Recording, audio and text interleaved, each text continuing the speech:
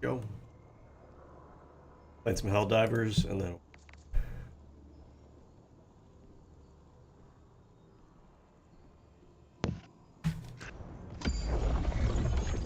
Mission coordinates locked. Hellpods primed. Engaging orbital thrusters. What'd you get up to today? had work from home and then Orbit chilled out. synchronized. I know I was tired, so I kind of took a nap on. Wait, we did this one last night, didn't we? Hellpod launch suspended. Wanna do a different one? Hellpods primed. Yeah, I'm down for whatever, man. What do you feel? I'm just trying to level up my shotgun. Mission preparation aborted.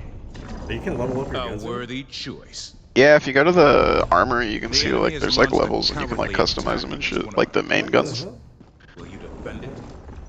like your primaries. I don't think you can do over the secondaries. At least I don't have any that you can do it with. But there's a couple primaries It's only that like you can. certain guns or something. Yeah, I think so. Yeah, I don't think any of mine allow me to, or at least. What does it look like? Do you have to press a button, or is it like? Yeah, it should say like L3 is customized. Actually, there's only like one gun where I can't fucking do it. There's only one gun that you can't. Yeah. Yeah, that I can't. Yeah, none of my guns allow me to.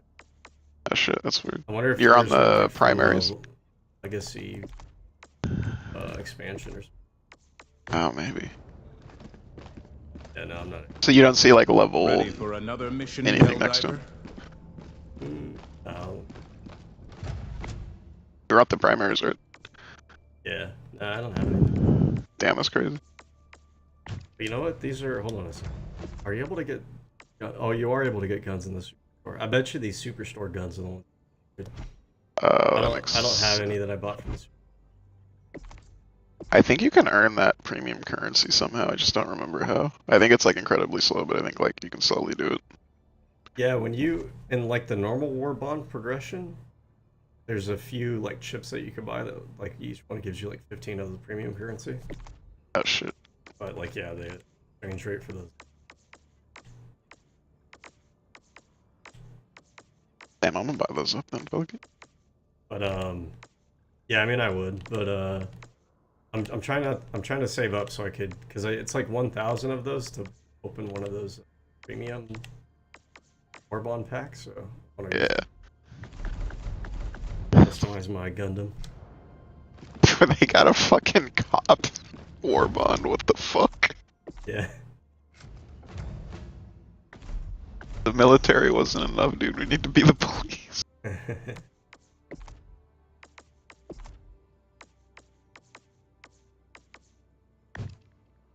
These had like a all those guys lever action. Oh yeah.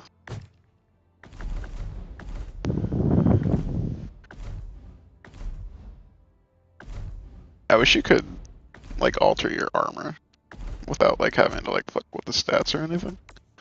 Oh yeah, like I wish they had like you could change the colors or something. I feel like that's that such too. a common thing nowadays. I'm surprised they don't have. Yeah, me too, honestly. Actually. Yeah, we should probably boycott this. What are you in the mood for fighting robots, fighting bug people? I'm down to fight whatever, dude.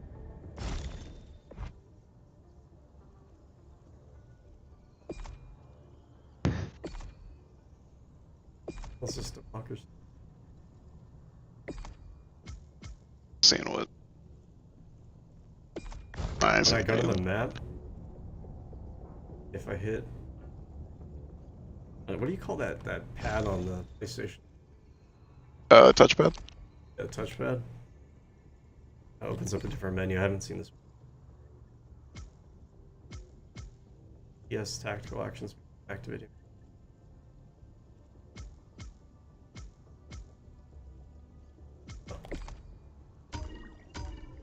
Oh, I think this is just showing like prime target.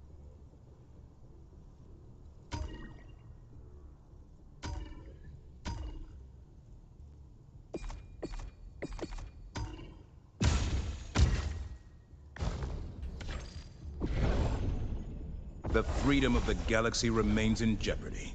Let us join the fight. I haven't fought these Expunge people the yet. squids from So, our like, territory. Initiating FTL jump to the Agara It's system. always these fucking squid people.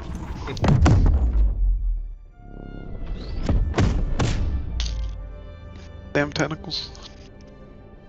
Oh shit, they got a sky city? What the FTL fuck? jump successful. Yeah, I think these are like among the different the alien factions. Or like, Hellpods the smart ones. primed. I got like a almost like a StarCraft impression from these because you have like the bugs that seem like mindless hive people. I guess you don't really have robots in Craft, but then you have like the advanced aliens.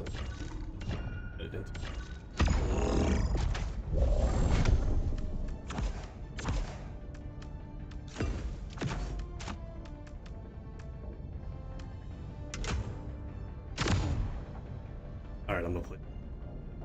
Talking about, did you hear about the new Epstein files that were released? I heard some of it. It sounds kind of fucking insane. Yeah, I mean it's all kind of the same shit. But I was thinking, I haven't heard anyone else mention this, but I don't know if you remember like a few days ago we were talking about how TikTok was censoring like any mention of Epstein and stuff. Oh yeah. And then they And like released ICE in Israel and all that shit. Oh yeah. So then they released this, and I'm like, I wonder if that's. I feel like that's probably connected. Like they knew they were gonna release this, so they're like, all right, let's like crack down on social media so people don't talk about it. We can kind of reduce the spread. Yeah, because isn't like when you like do stuff on the weekend, it like spreads less in general, right? Like news wise. I thought that was a thing. It might be. Epstein files. The Trump Justice Department has just reluctantly released another major batch of the Epstein files, and they include numerous disturbing allegations made against Donald Trump. And as a reminder, the Trump Justice Department is in flagrant violation of the very federal law signed by Trump himself mandating the full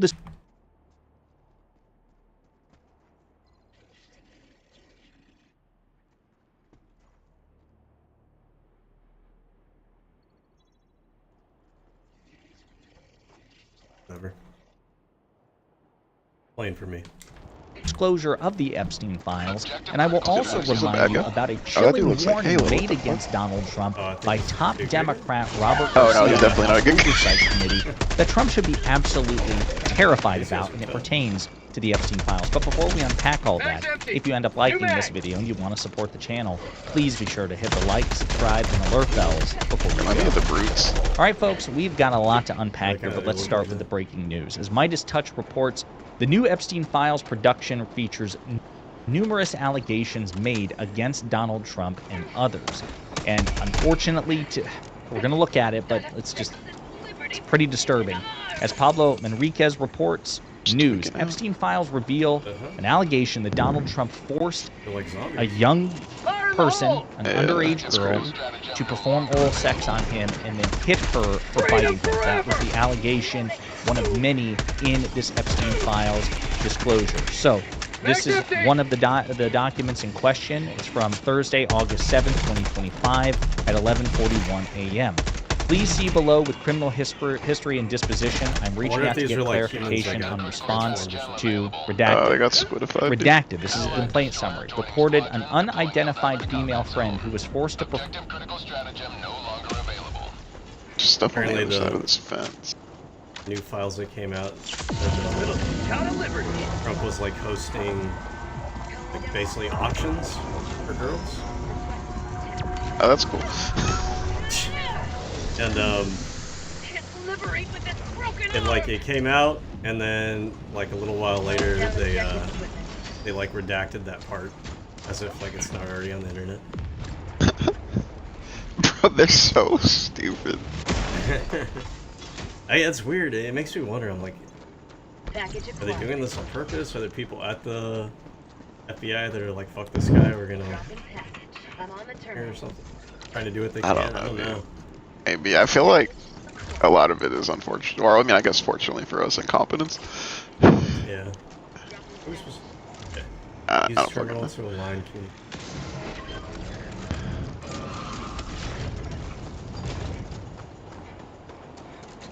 This? No, I don't think it's this.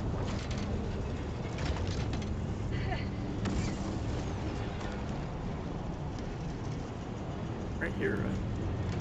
Oh, is this the terminal? Oh yeah, this is the terminal. Oh, it's up there. Or you at? Making progress. I think you were doing it, but you had like one more thing you had to do on it. Oh. Tagging map. West, Gotta be. 200 meters.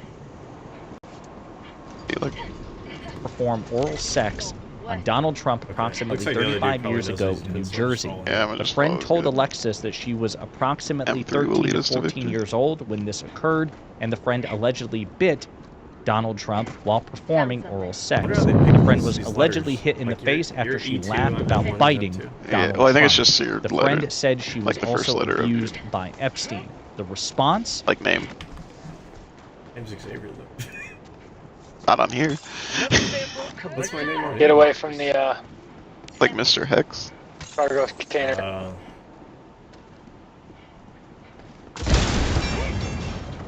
Does this dude hear us when we're talking?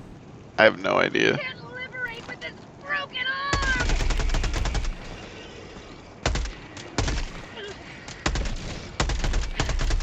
New mag. Illuminate. Mag's empty.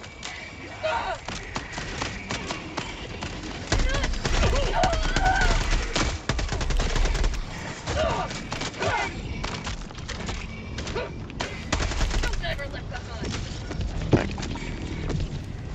According to this file, spoke with the caller who identified redacted as friend. Lead was sent to Washington Oh, yeah, the office dude just to found some conduct super interview. credits. Criminal history has been redacted. It's one of Oh, many shit, some allegations super credits. made against Donald Trump. Complaint was spoken to on one, for example, a separate complaint, and deemed not credible. Additional research showed 3 separate redacted. Others as well. Voicemail left in response to one allegation. No response. No contact was made. Lives in Australia. Called Southern District of New York hotline. Not a different one. Again, pretty disturbing allegations. I don't want to violate terms of service here. Yeah, they seem like chill dudes. Must feel bad. I mean, if you think about it, they seem like they are actually.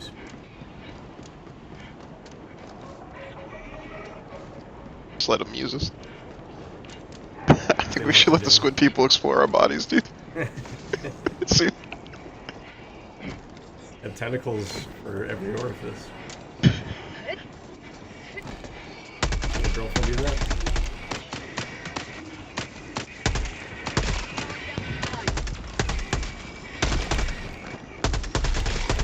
You ever played the Last of Us games? I played the first one. I want to play the second one, so I haven't played it yet. I just haven't like been in the mood.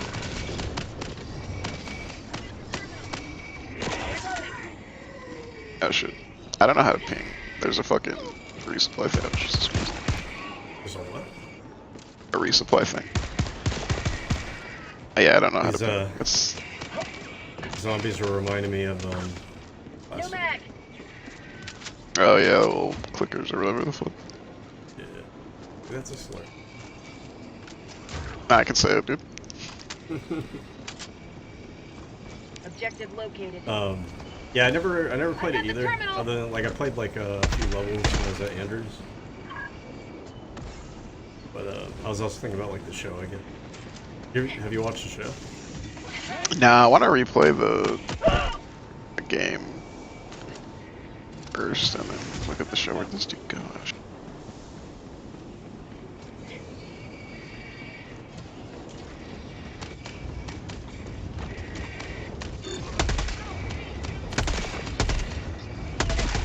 Let's kill a citizenship.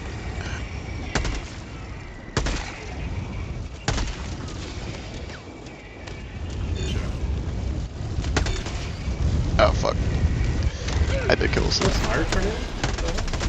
Oh shit. Oh yeah, you were talking about that last night. Oh shit, Yeah. it's coming over to me. Fuck. Oh god. I'm a little surprised it was on this planet as well.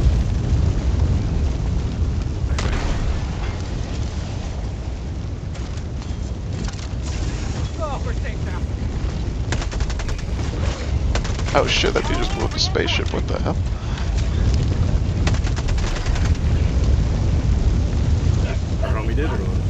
Yeah.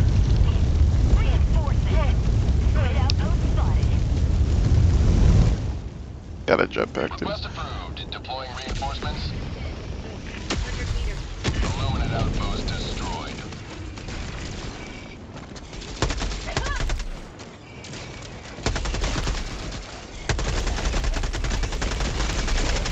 Mag's empty!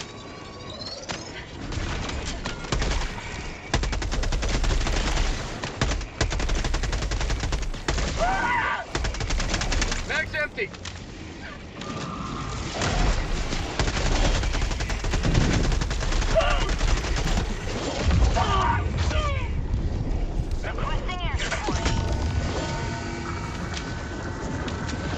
Squid! Illuminate outpost erased. Damn. Oh, what the Squadron. Big God dudes are damn. actually kind of tough. Yeah, beating my fucking ass, dude.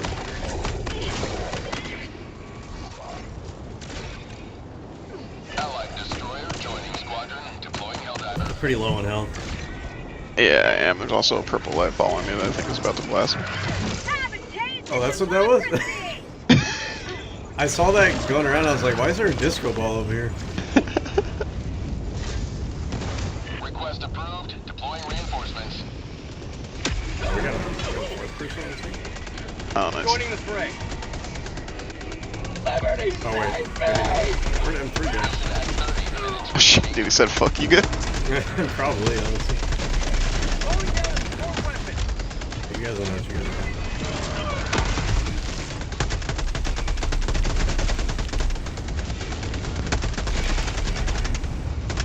Mag's empty.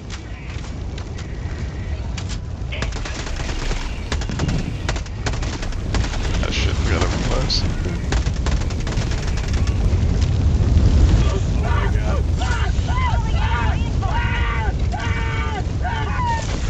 Oh shit.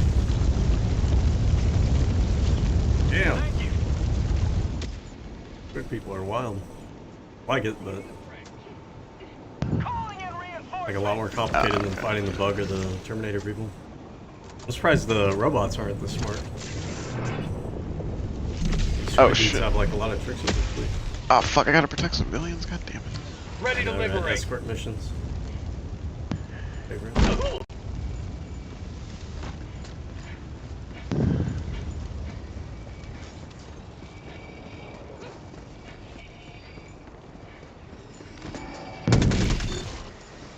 You must not allow our civilians to perish.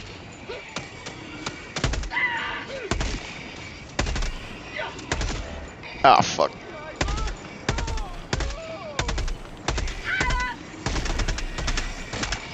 Mag's empty. That's alright, we get another one. That guy fucking killed our teammate.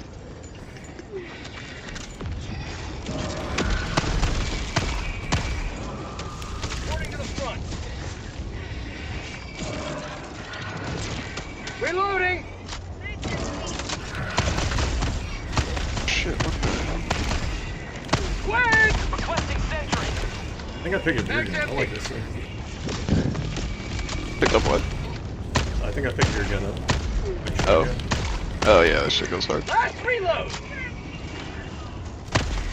Have a taste of democracy. It's real fucking Reinforcing.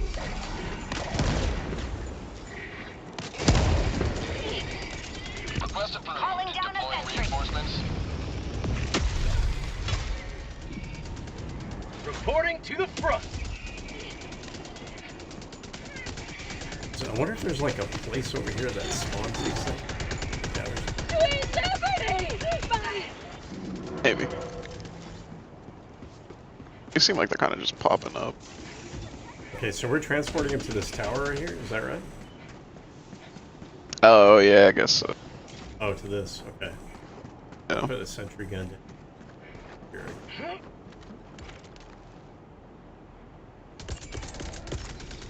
Requesting sentry.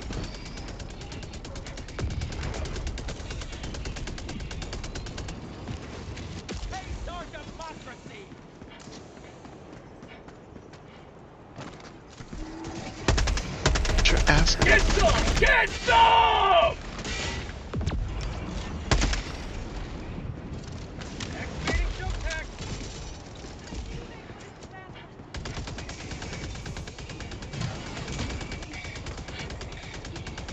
Ah!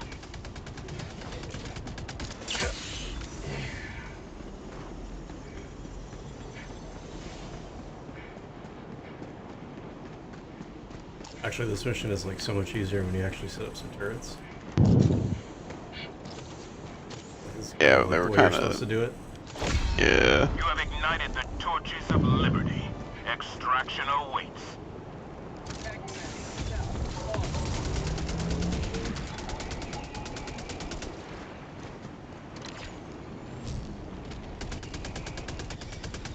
Tagging map. Well, let's see South. this. Far. I.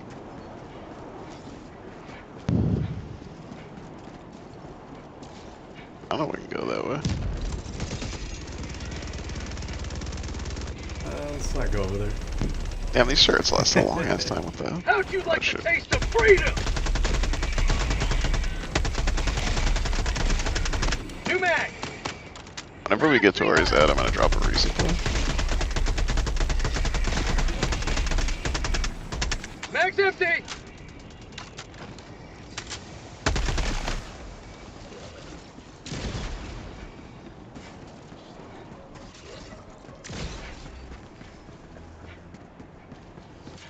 Okay, dude, the bank stood.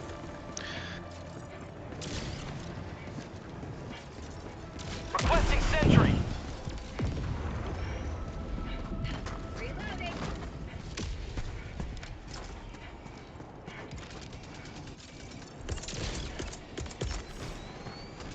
Sending in an eagle.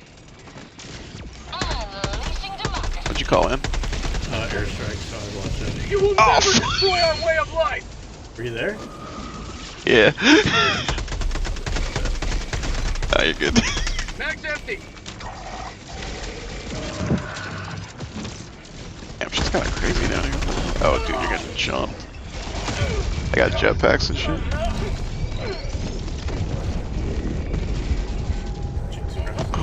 I'm getting fucked.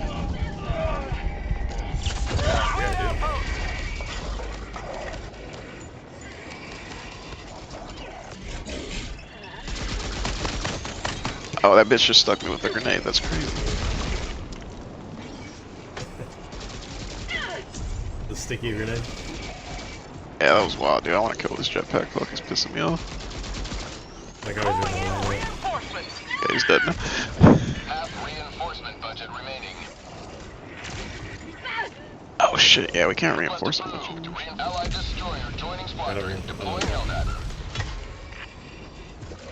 Ready to liberate. Sending in an eagle. Mag's empty.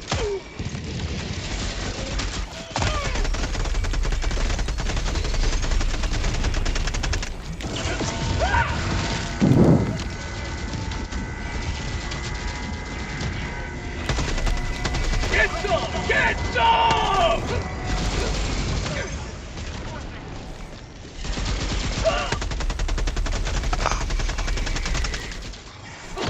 Oh, there's a big bitch up there. I don't even know what this dude does. He always killed his own teammate, though.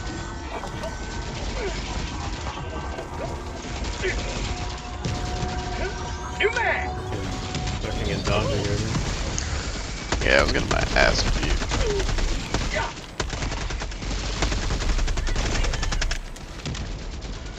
Alright, I gotta call in a fucking resupply.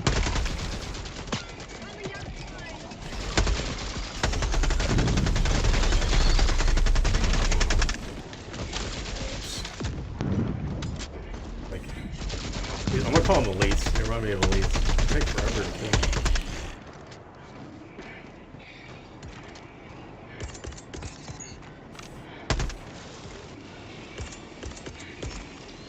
Where's the extraction? Calling down a sentry! I don't know. New Oh, mag! you know, he didn't want to. I think that's- He wanted to come over here to. I think that's C4 dudes at the instruction. Yeah. Gotta go. Head it over there. Yeah. my life for Super Earth! Calling down sentry! I was just thinking, I realized the reason we probably have people joining this match is For because prosperity! this is one of the planets on the weekly bonus thing. Oh, gotcha. Everybody's probably grouped up. ETA, T-minus 1 minute and 30 seconds. Requesting sentry. Don't run directly where the sentry's going.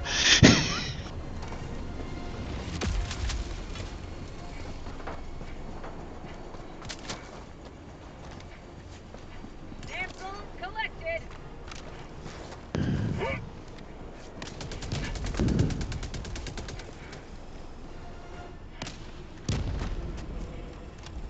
ETA, T-minus 1 minute.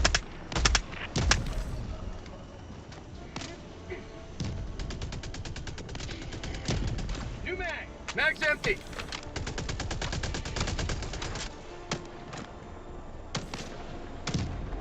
Reloading.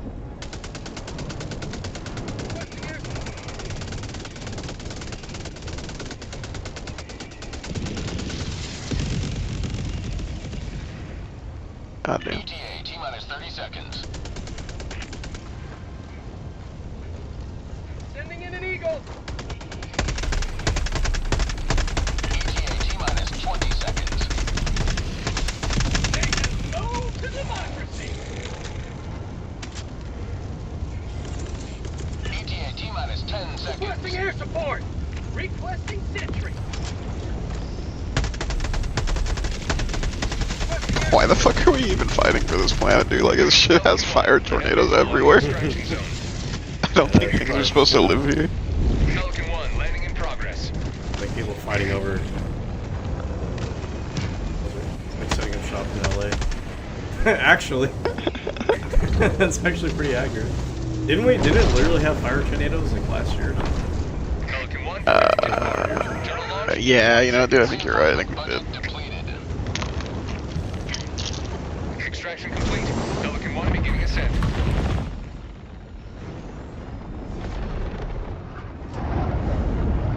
I'm gonna try to make it a less populated planet because I still want to do like the local commentary. Like these dudes are probably gonna hear me. Oh, I don't think they can. How were we able to hear that one dude that one time? I have no idea. How does that dude have a fucking wheelchair in his name? That's crazy. That can crash. Super Earth doesn't discriminate.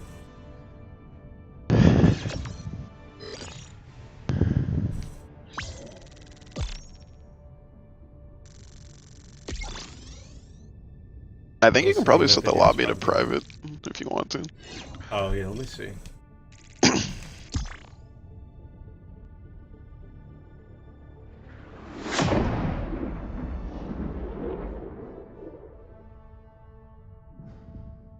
Might have to like leave these guys.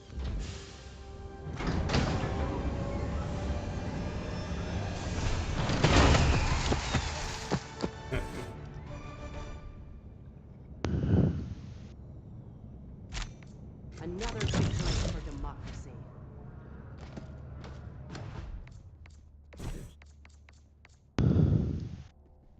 Is it rude if I kick him? No.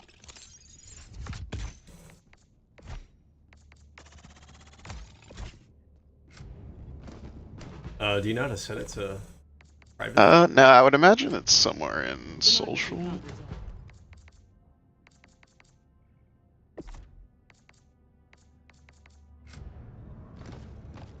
Here, before we do that, I want to figure out how to get the audio from print. I'm gonna look up how to.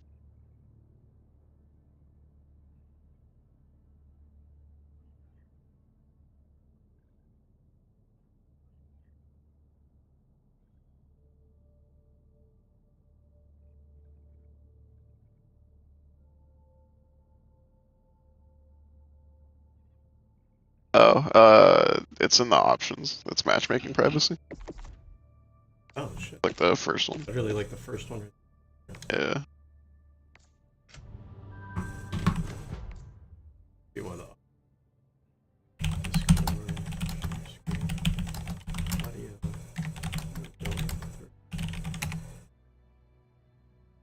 Ensure you're sharing specific application.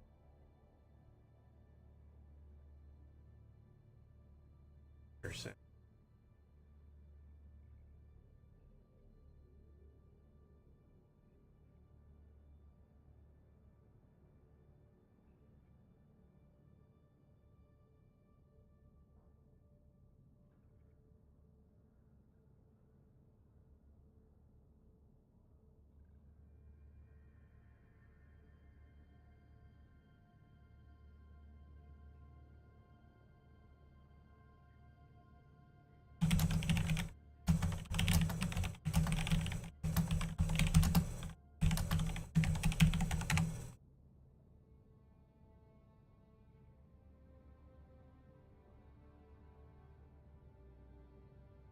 Maybe I didn't.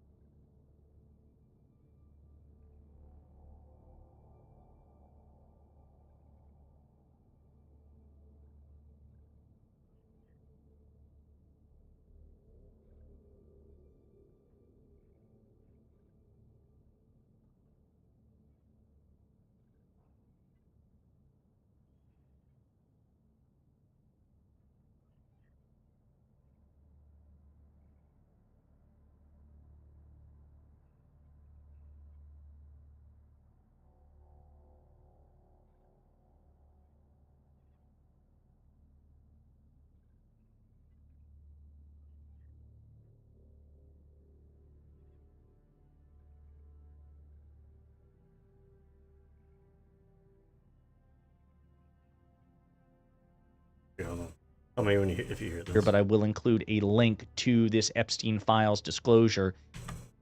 No, I don't.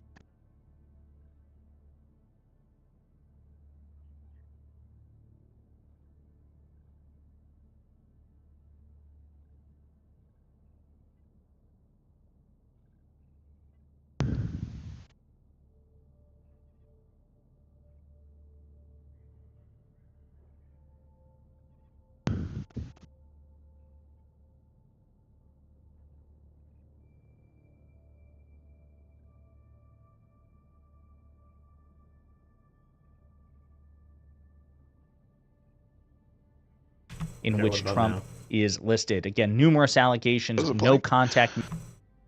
It's not blank. No, I don't hear anything if it's blank. Oh, you know what it might be?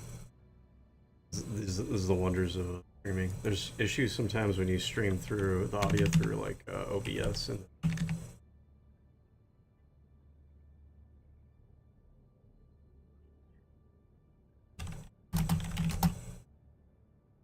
Oh, you know.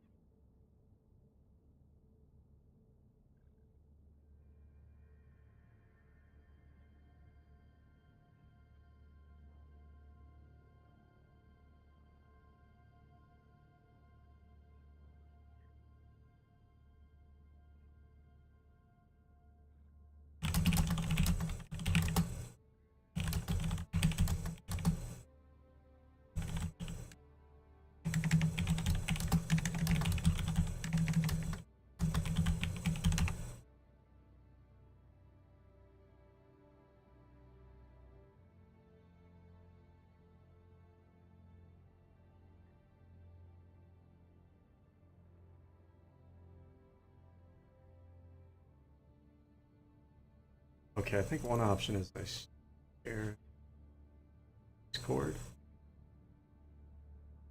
Then.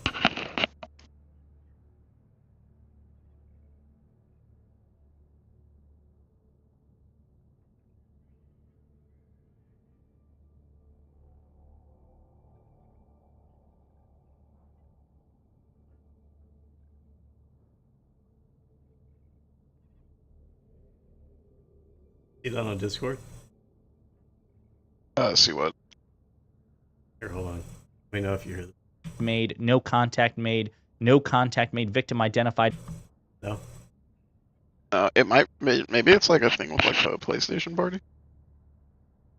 Maybe I just can't like get the audio through your thing, you know? Maybe, hold on.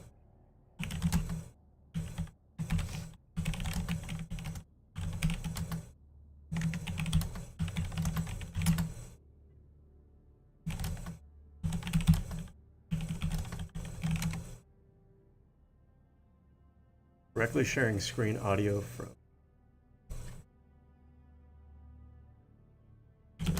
PlayStation.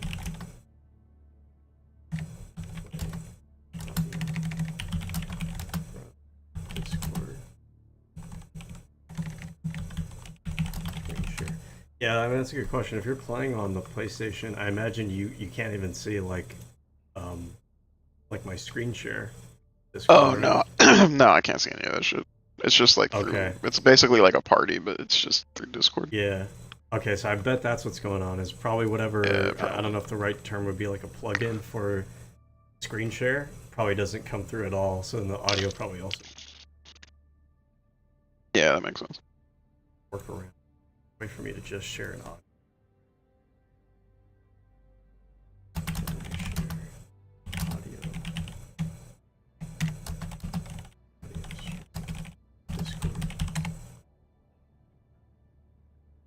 Primarily by using share screen to share. If streaming from a browser, audio.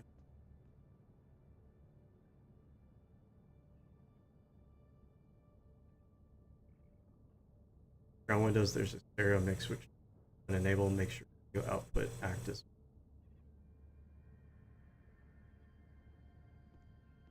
Huh. Then you wouldn't be able to hear my microphone. I don't know. If you want to use your mic and stereo mix the same, try this. And there's a whole video. Just plug one end of your aux cable into. Whatever.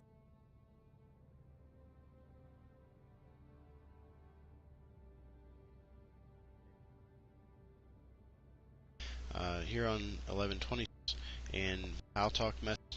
And choose recording devices. Alright, whatever.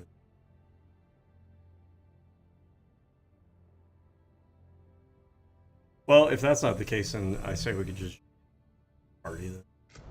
Like whatever.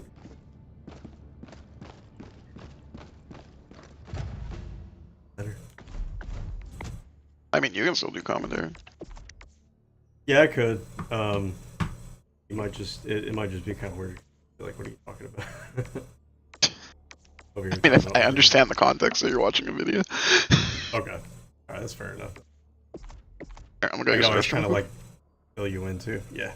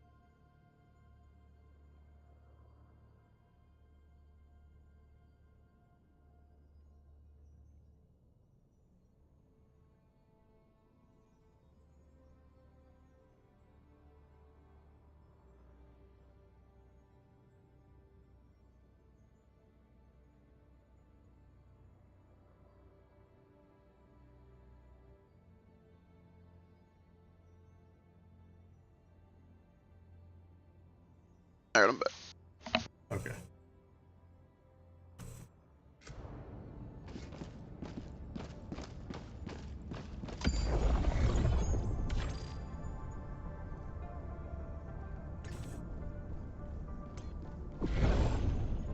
The Galactic War.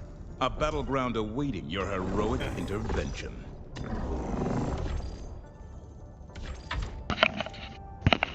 We're beginning our looks maxing campaign. Initiating FTL jump to the Mog system. There's a Star Wars character, his name is Mog.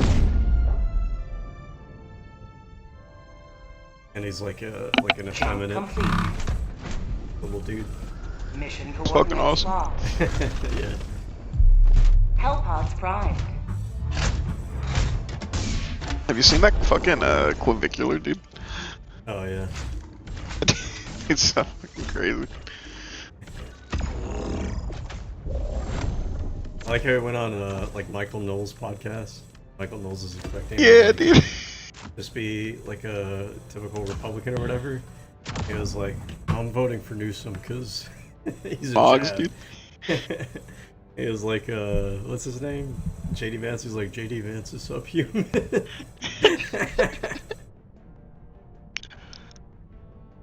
I saw a video, like, sometimes I'll just have in the background, like, internet drama streams that people will post. Hellpod launch So initiated. one was like an expose on him. And it's kind of interesting seeing his before and after, because he looked, like now he's got like model looking features because he had a bunch of plastic surgery and stuff, but he used to just kind of look like a, not like ugly by any means, but just kind of like a regular ass dude. Yeah, which was fine. Yeah.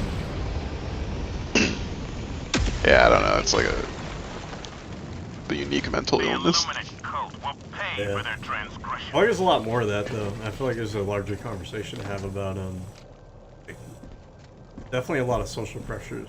And at least Oh no, there definitely is, dude. I feel like it's like a healthy conversation to have about the whole clavicular stuff. Yeah, what's going on here, you know? Alright, what are we doing?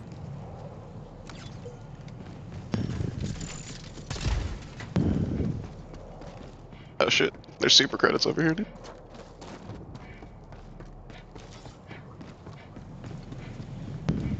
I think I collected them for both of us.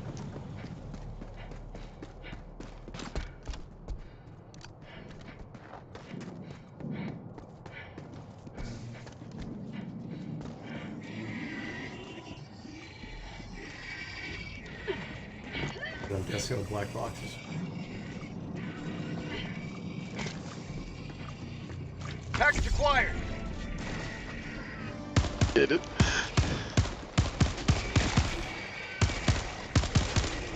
Mag's empty.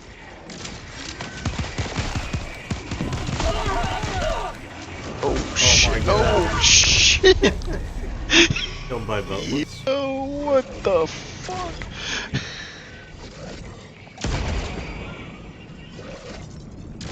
Squid!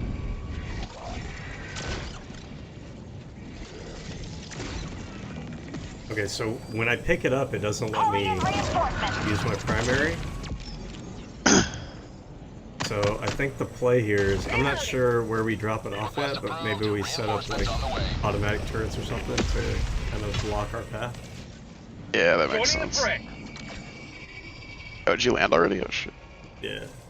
Okay, so I see on the map the Dropping a pin. place to North, upload it 200 meters. is outside the city, so we gotta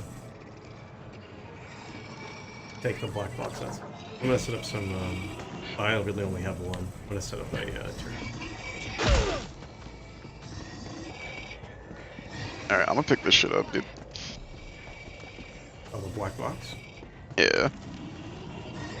I'm just fucking running this shit. Are we taking it to the little laptop symbol? Yeah, Alright, yeah, I'm just fucking running this thing, dude. Fuck it. I got you.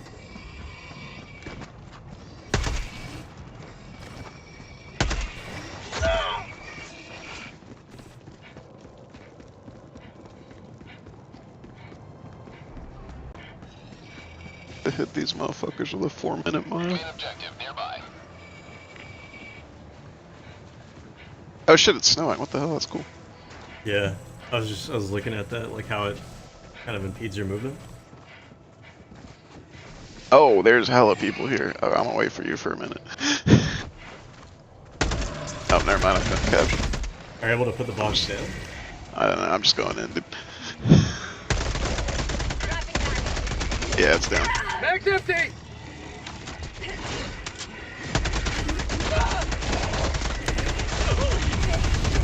Oh my god.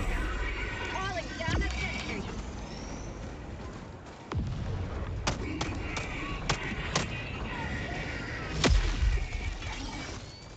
I feel like there's got to be something we're missing about this faction. Like with the robots, they have little spawning points. Reinforcements on the way. Same thing with the bug people. There must be like a spawn point for these zombies. I feel like. Reporting to the front! I can see that. Yeah, I feel like maybe whenever those like little fucking like purple bastards come from. Little like sentry robot thing. I fucking hate those things. I'm on the terminal.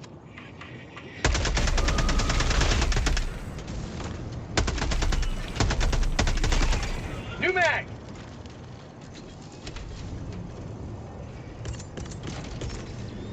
Requesting sentry! Calling down fortification.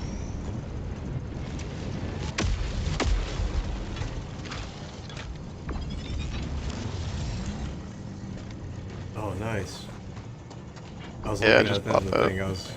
Next. Oh, once I reach level. I'll handle the terminal.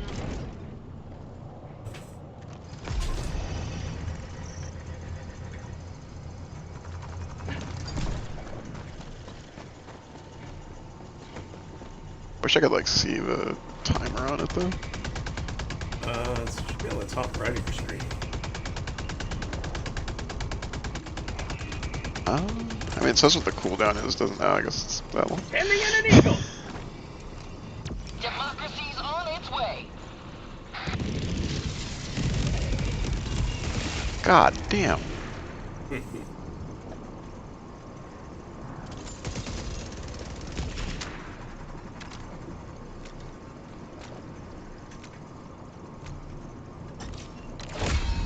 Another triumph for managed democracy.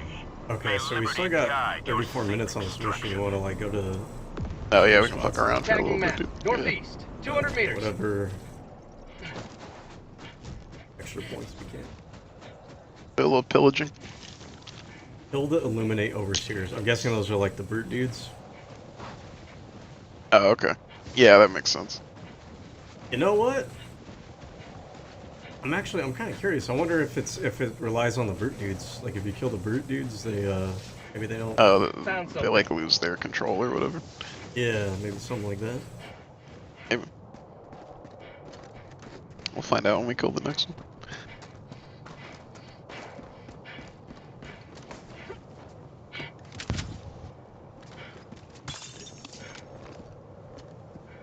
Also a machine gun if you want a machine gun. I got a rocket. Place my shotgun. Oh no, it's free. Oh yeah. Crazy. Squid outpost! What? Oh shit. We're gonna like throw Maybe grenades. this is where man. they spawn at. Maybe. Oh shit. I think so. Like that's their version. Wizard.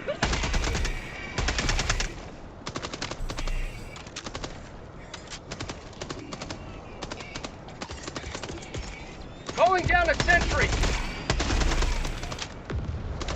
Say hello to Oh, what the democracy.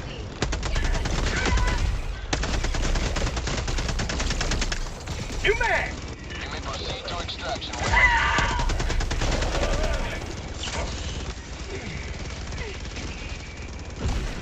Oh yeah, destroy the illuminate ships. I guess there's another ship. Or if they release like a blue light or something into the skies.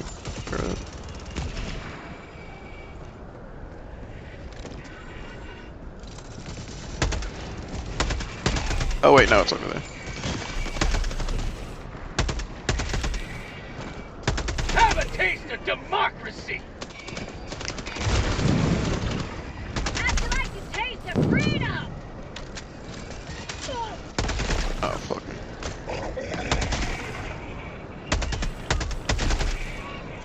Kobe. Nope. Kobe. Have a taste of democracy!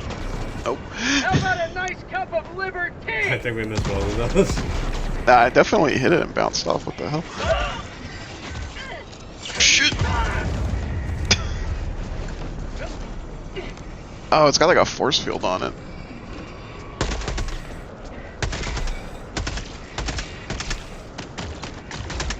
Mag's empty. Oh, I think the force field's down now. You just have to wear it down or not? Yeah. Yeah, oh my god. Yeah. Reloading!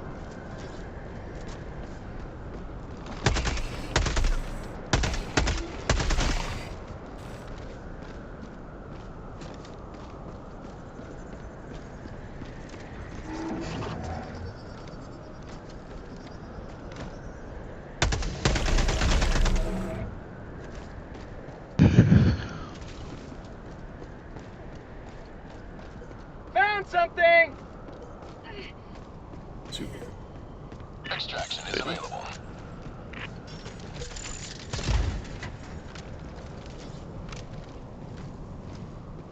Mag. Need a resupply. I'm good right now, but if you want Calling to. down supplies!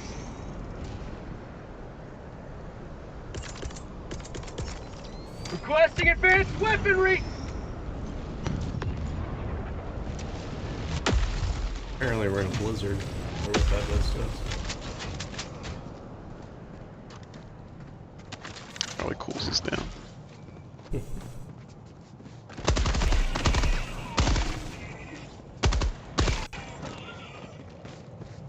Oh no, I still have the fucking machine gun. Let's go. I didn't know you could carry How'd 3 like a weapons. taste of freedom? I didn't know you could carry 3 weapons.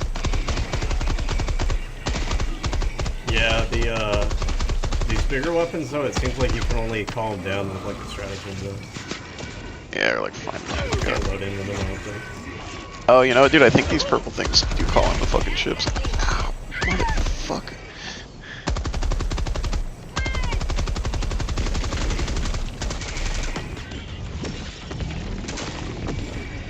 What Mag's the empty! fuck? Oh, Oh, shit. bro.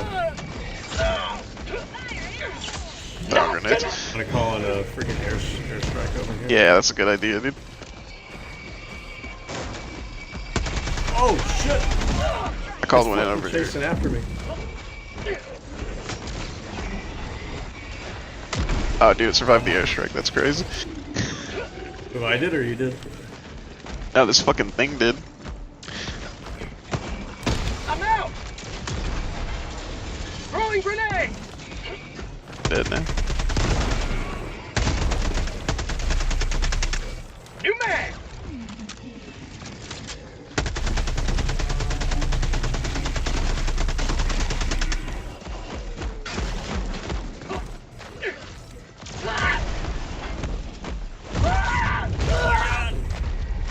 Shit.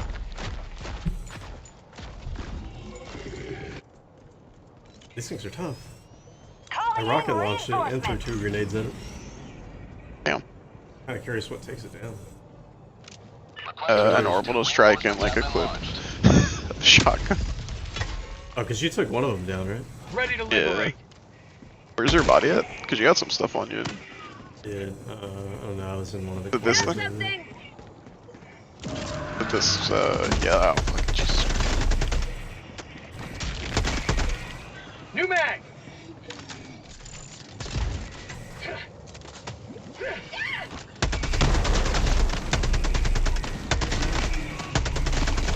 Reloading! Yeah, somebody just shot him. Oh. Oh, the big dude. Oh, you killed him. Mag's empty! Right?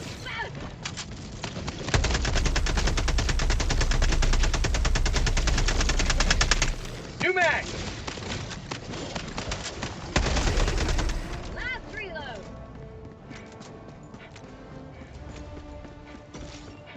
think I died off in this corner. No. Show your body on the map. How Oh, about I think we're getting swarmed right now. liberty?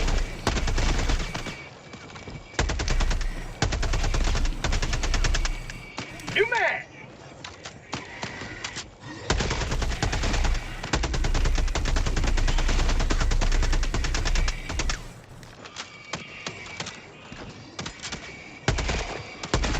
Reloading. You may proceed to extraction when ready.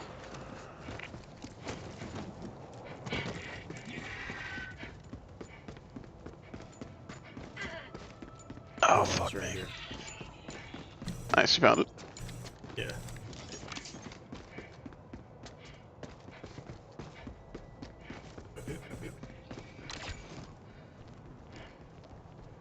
Dropping a pin, east, 50 meters. Apparently there's treasure over here. Oh, I'm gonna drop a fucking resupply thing. Okay. Throwing supply beacon. Yeah, I think I'm gonna drop a turret right now. Too much.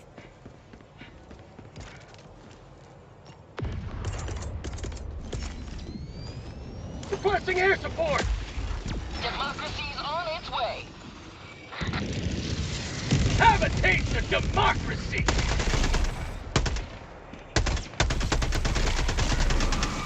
Another one bites the dust.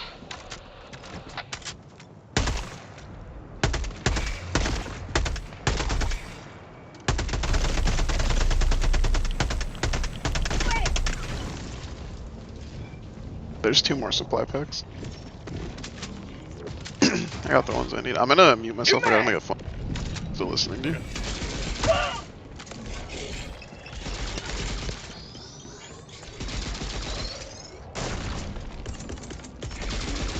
Requesting sentry!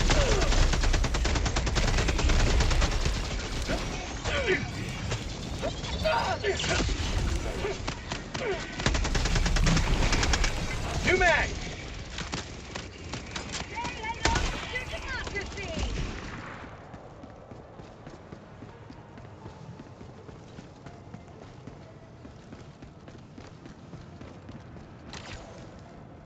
Extraction is available.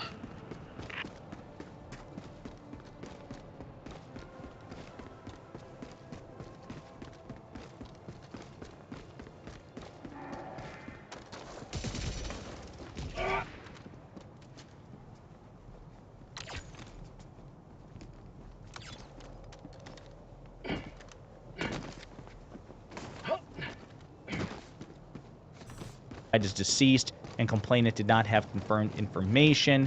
No information provided. So numerous complaints and allegations made against Donald Trump, and at least one of them was followed up on, and the lead was sent to the Washington lead office. So again, folks, pretty damn disturbing. Now, you're going to hear in a moment from Deputy Attorney General Tagging Todd map, Blanche, west, who gave 200 a press meters. conference shortly before these new batch of files were released. But first, I want you to hear from House Minority Leader and Democratic Leader in the House, Hakeem Jeffries.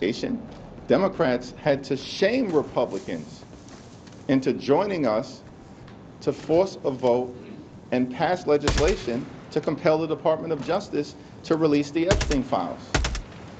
Pam Bondi and the DOJ are the ones who should be held in criminal contempt at this point, because they're in direct violation of a federal law that Donald Trump signed to release the Epstein files that are in their possession.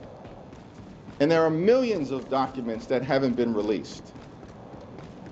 And the only thing that the public has seen are about 13,000. Does that sound like compliance? That's not compliance. That's a brazen violation of their legal obligations, the Department of Justice's legal obligations to release documents. He's 100% correct. We're going to play a couple of clips here of Attorney General, again, Deputy Attorney General Todd Blanche.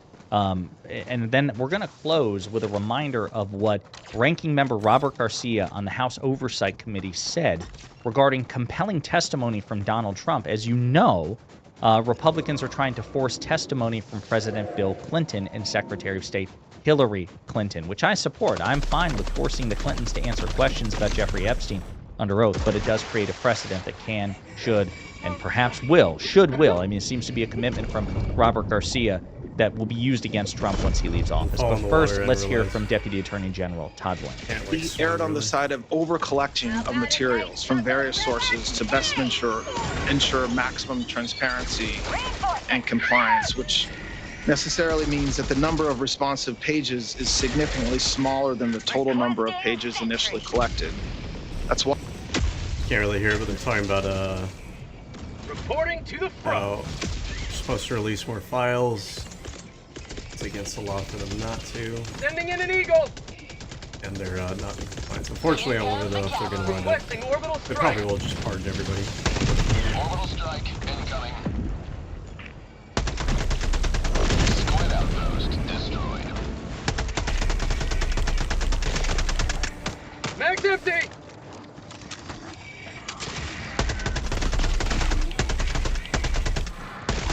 But to that I say, Supreme Court gave the president the ability to do official acts for national security. So New just mag. disappear him overseas, tell him he can't turn the plane around. Bada boom, bada bing, I guess. Okay.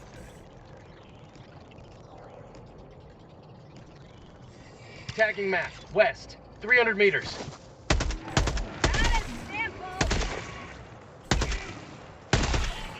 Proceed to extraction when ready. Reloading. Why I mentioned a moment ago, we're releasing more than 3 million pages.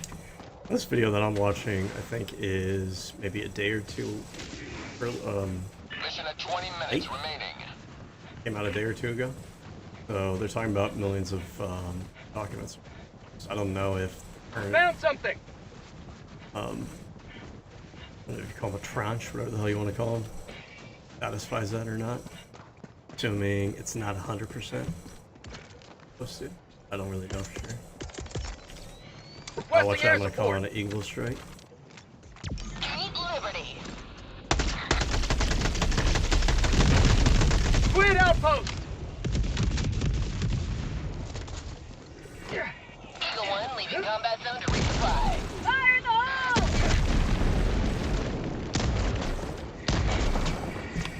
Today, and not the 6 million pages that we collected. So if you take him at face value, he's releasing half of what is collected, but the Epstein Files Transparency Act mandates full disclosure of the Epstein files, and that deadline was more than a month ago. So again, the Trump administration is flagrantly violating a law that its own president signed.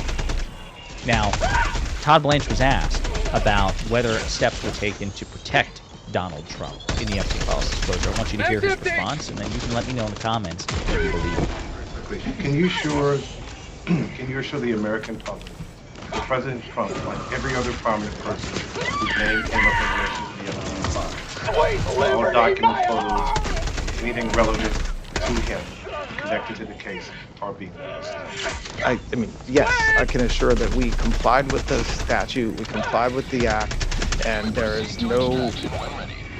We did not protect President Trump. We didn't protect or not protect anybody. I mean, I think that there's a hunger or a thirst for information that I do not think will be satisfied by the review of these documents.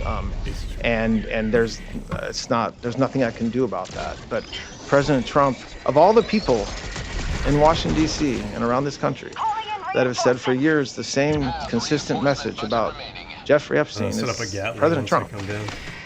No, he's not. He said he would release the files, then he tried to stonewall the release of the files. So no one believes his consistency here. No one believes that you didn't try to protect him, especially when contemporaneous reporting indicated that that is precisely what you did. You guys don't deserve the benefit of the doubt. You have to prove your claims. We have the default assumption that you're lying, and that's your fault. I want to close with this. Again, I did this interview with Robert Garcia, the ranking member of the House Oversight Committee, yesterday, and one of the most important questions I asked him was whether or not a Democratic majority in the House of Representatives, alongside a Democratic president in 2029, would use the precedent created by these Republicans to force Donald Trump to answer questions about Jeffrey Epstein, the Epstein files, January 6th, and other scandals under oath. Take a look at the excerpt from this interview and let me know what you think in the comments. I do have a specific question, though, related to the Epstein files, and I've been shouting about it on Twitter and in my content. So Republicans are forcing, and I think they did pass, correct me if I'm wrong, a contempt vote for President Clinton and Secretary Clinton regarding their testimony for the Epstein files. Now, full cards on the table, I have no problem forcing the Clintons to testify and answer questions about Jeffrey Epstein. But here's my question. Aren't the Republicans creating a precedent, holding a former president, in contempt, forcing them to answer questions under oath? And wouldn't that precedent apply to Donald Trump on January 20th, 12/01, 2029? And would there be anything preventing a Democratic president and, let's say, a chairman, Robert Garcia, from putting Donald Trump's ass in that same chair and forcing him to answer all sorts of uncomfortable questions about Jeffrey Epstein, the Epstein files, January 6th, and his corruption? 100%. I mean, absolutely. I mean, look, I think that there is, I think, a high probability that we're headed in that direction. The reality is that they've broken every single norm. And as it relates to Bill Clinton, I said from day one, we want to hear from President Clinton. We want him to testify. I think it's interesting that Republicans only want to hear from Donald Trump's political enemies and are uninterested in hearing from other folks. We've got to push, for example, like to get Ghislaine Maxwell, or to get other Epstein co-conspirators to testify, or to get basic information from Pam Bondi. They want to hold Bill Clinton in contempt. Our answer is, why not Pam Bondi, who's actually breaking the law every single day and blocking the release of the files? I mean, even President Clinton has said very publicly, release all the files. Every piece of, any document or photo with me in it, I want it released. We agree. But why have only 1% of the files been released? That's on Pam Bondi. She should be held in contempt. And certainly we have a lot of questions for Donald Trump, of course, when he leaves the presidency. We have them now. You can bet we're going to have a bunch after the term is closed. Yeah, that's extremely important. It's the one thing that I wish more Democratic members of Congress were talking about, because, as I'm sure you're aware, and this is part of the reason I think that you ascended to this position, is the Democratic base wants fighters. They want fighters. You don't have to be as ruthless or as cruel as MAGA, but the Republican Party already struggles with the Democratic Party that's very much a turn the other cheek sort of thing. So if you dial up the ruthlessness about 20%, I think they'd be in serious trouble. And telling James Comer that, hey, if you put Bill Clinton's ass in that chair, we support it, but understand you are warming that seat for Donald Trump on January 20th, 12:01 p.m., 2029. I think the base wants to hear that publicly, knowing that you will ruthlessly assert that power against corrupt Republicans like Pam Bondi, like Donald Trump, and others. So that's good to hear.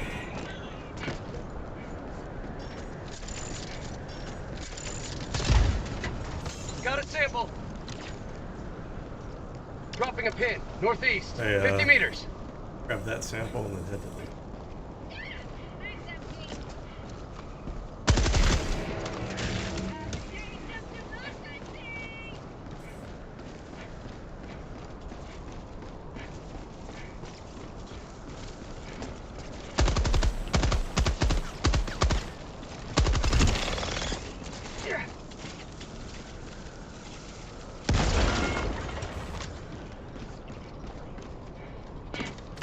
Sample collected.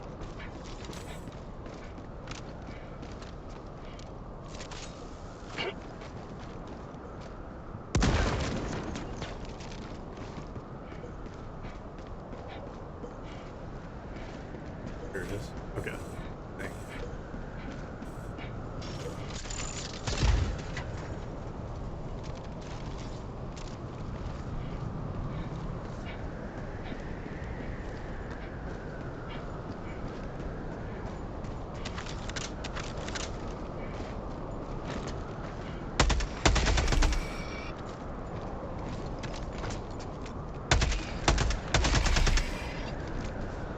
Additional reinforcement funding approved.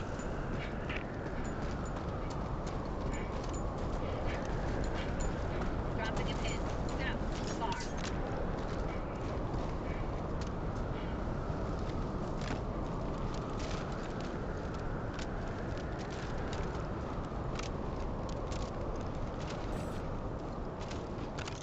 You may proceed to extraction when ready.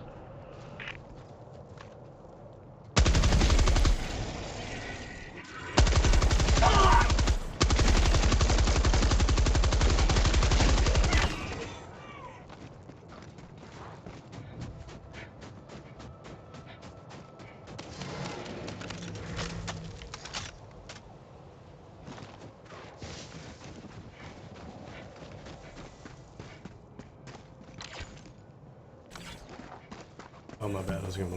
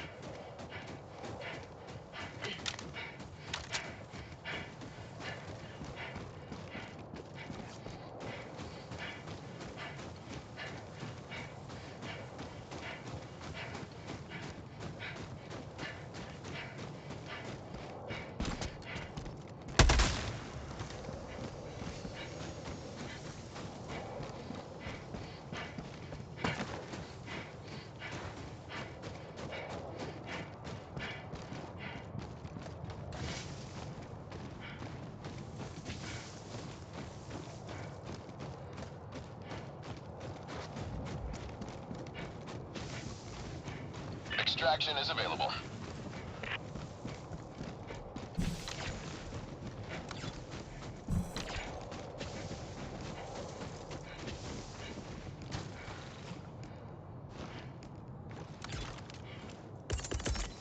Mission at 10 Requesting minutes orbital remaining. strike. Firing orbital strike. Sending in an eagle. Liberty. Requesting sentry.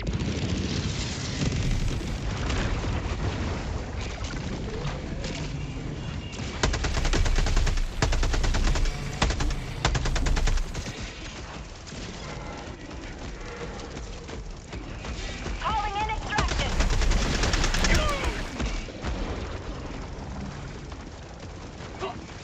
Extraction shuttle inbound.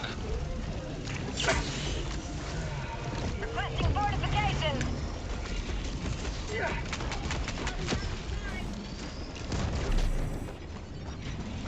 Calling down a sentry.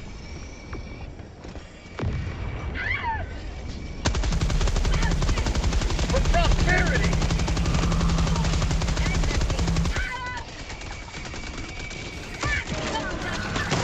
T-minus 1 minute, 30 seconds.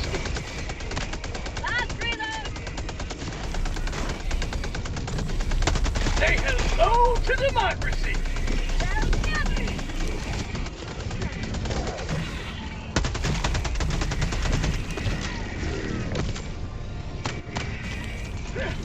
How about a nice cup of liberty?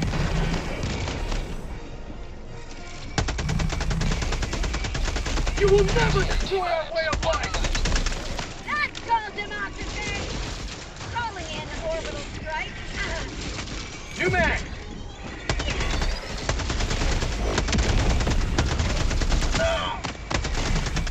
Max empty.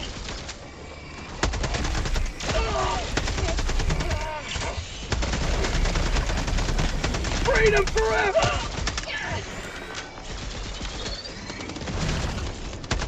ETA T-minus 30 seconds.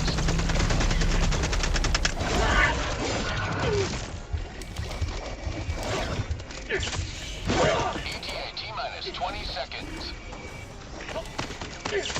Not tonight. Max empty.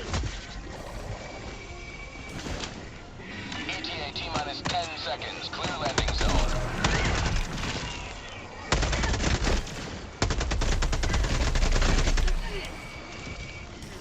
This is Pelican 1. I have visual on the extraction zone. Pelican 1, landing sequence initiated. Watch where you're standing.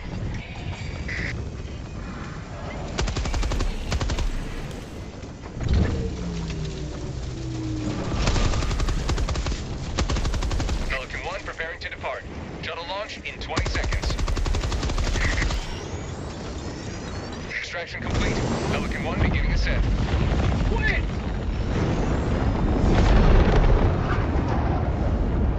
You have maintained our...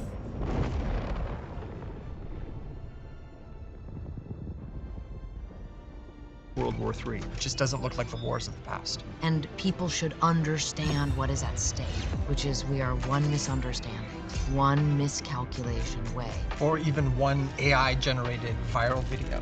from nuclear annihilation. Is there anything at all you're doing to prepare? I'm leaving the United States by 2026. But is there anywhere on this map that is safe in a war? So my understanding is that there's actually 3 safe zones. You are right. There's Hawaii. No, because there are so many targets in Hawaii. And same with all of Europe. But there's one tiny little place right there. So where do we find ourselves in terms of conflict and warfare now? It's getting worse. And in the past, it was whoever had the strongest military. Now, you can destabilize a government or a society using a server farm and 20 people sitting in a room thousands of miles away. And another real problem we have right now is that the different political parties inside the United States are so intent on taking down the other side. They do it at the national security peril. So now Russia or China can play people off against one another and cause division. Andrew, what do you think happens next? Well, I think World War III is going to be shaped by what we call proxy war, where a wealthy nation state funds, trains, and arms conflict in a less wealthy state to decrease the capability of your primary target. So they're using that nation to do the work for them. Exactly right. That's already happening. And what's the probability of nuclear war? So here's a terrifying detail that the public does not know. So, wow. Listen, to my regular listeners, I know you don't like it when I ask you to subscribe at the start of these conversations. I don't like saying it, I don't like it being in there, none of us like it. It's frustrating. Do you know what's also frustrating? It's also frustrating when I go into the back end of the YouTube channel and I see that 56% of you that listen frequently to this podcast haven't yet subscribed. And so many of you don't even know that you haven't subscribed, because I see in the comment section you say to me, you go, I didn't even realize I didn't subscribe. And that actually fuels the show. It's basically like you're making a donation to the show. So that's why I ask all the time, because it enables us to build and build and build and build. And we're going for the long term here. So all I'd ask you is, if you've seen this show before and you like it, help me, help my team here, hit the subscribe button, and we'll continue to build this show for you. That's my promise. Thank you to all of you guys that do subscribe, it means the world to me. Let's get on with the show.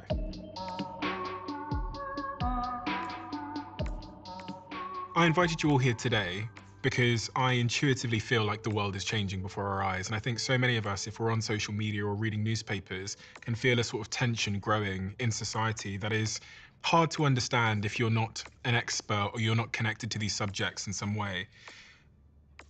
I looked at some stats before this conversation that kind of support this feeling that I've intuitively had, and it shows that conflict zones across the world have increased by 66% in the last 3 years. In December 2024, the American think tank Atlantic Council asked about 400 global strategists about their thoughts about what's going on in the world. And 65% think that China will invade Taiwan by force within 10 years. About 40% think there'll be a world war in the next 10 years. About 50% think nuclear weapons will be used in the next 10 years. About 45% think Russia and NATO will fight directly. When we look at sort of spending and what's happening there, there's been a huge jump in military spending. There's now 300,000 NATO troops around the world that are on 30-day high alert readiness.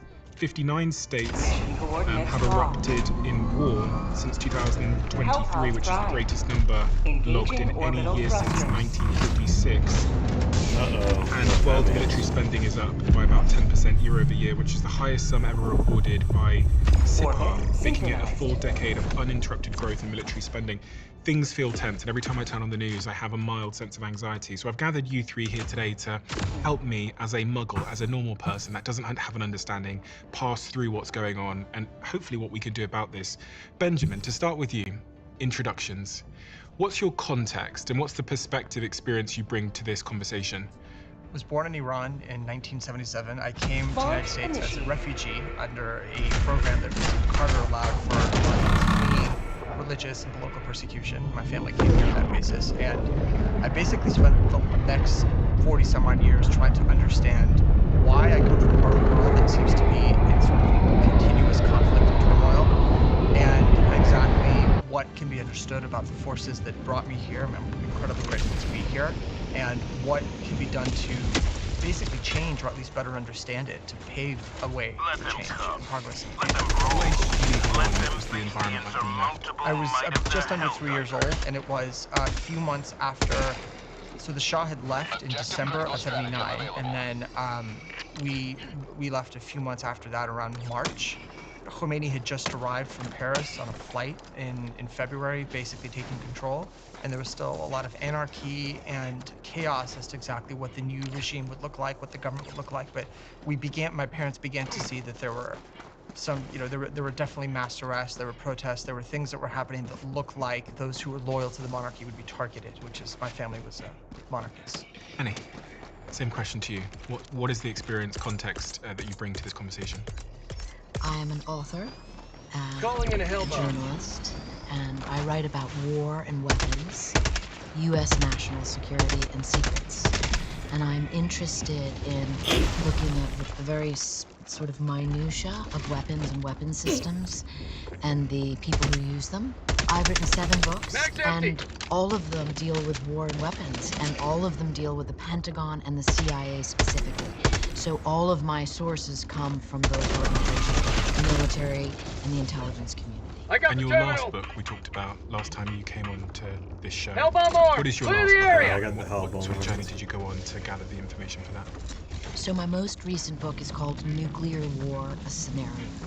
And in that book, I take the reader from nuclear launch to nuclear winter, which happens in a period of 72 minutes.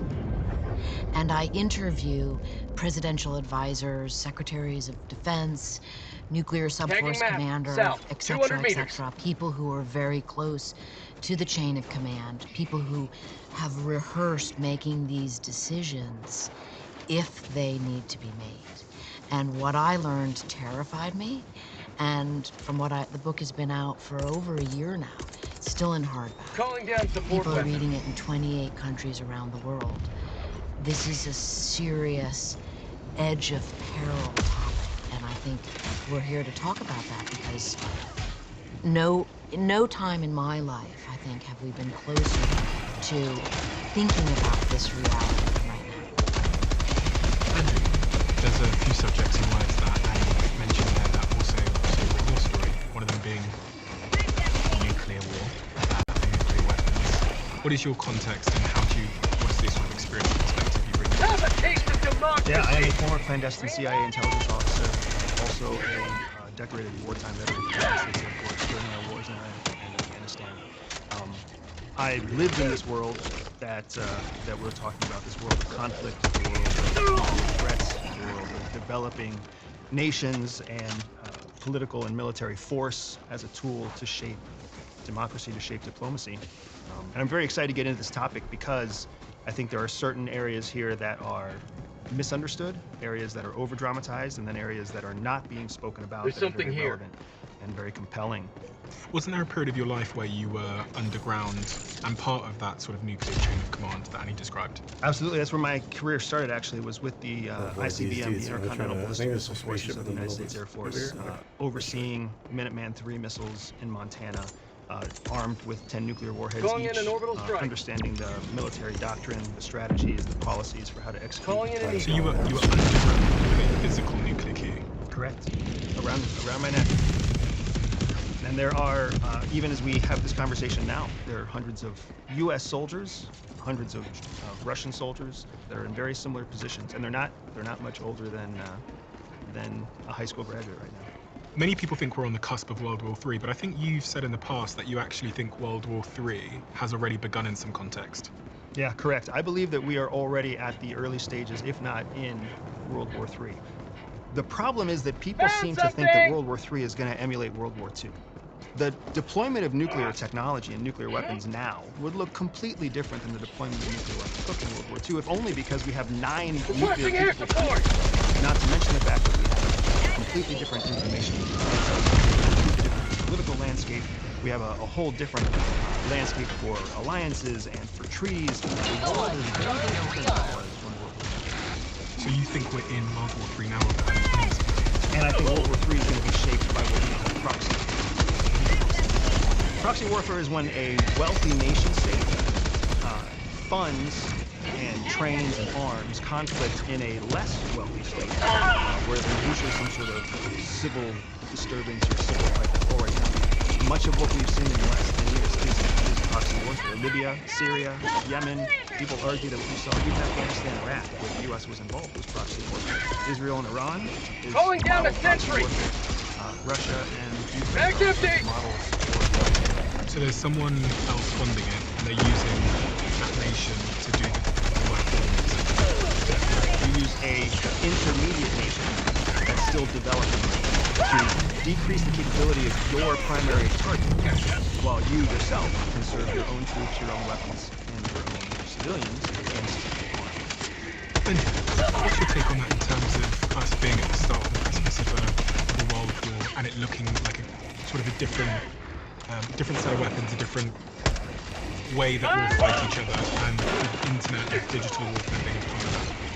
I don't think since the beginning of the Cold War, I think, let's go back to 1947 or 48, I don't think we've stopped fighting. I just think we're fighting wars of different kinds. So I think this idea of kinetic warfare is less frequent, especially among the major powers. So Israel and Iran is an example of one of the last big gasps of kinetic warfare. But when you look at the United States and China, the United States and Russia, European powers, NATO. Request approved. Reinforcements have been launched. Joining the fray. Fire in the hole!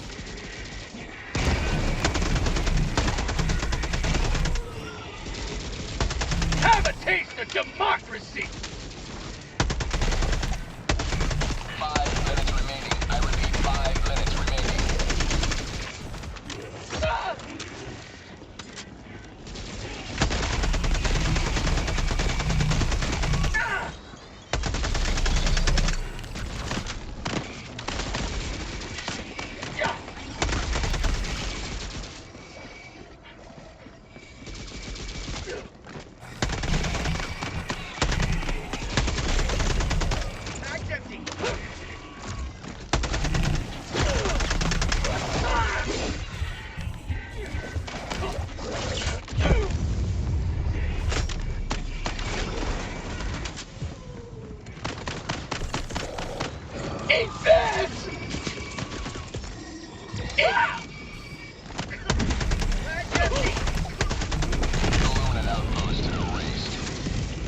Okay, I say we head for the extraction.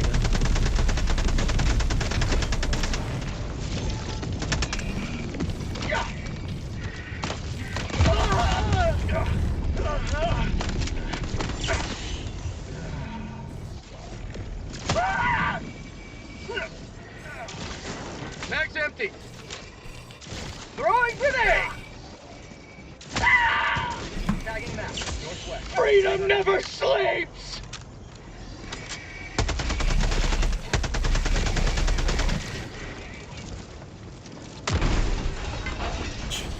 Requesting orbital strike.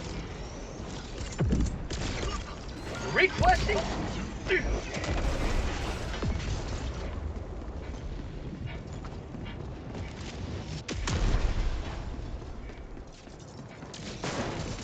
Throwing grenade.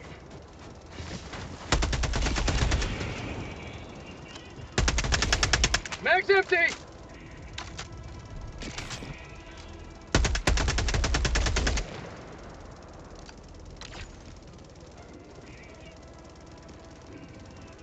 Dropping a pin, northwest, 300 meters.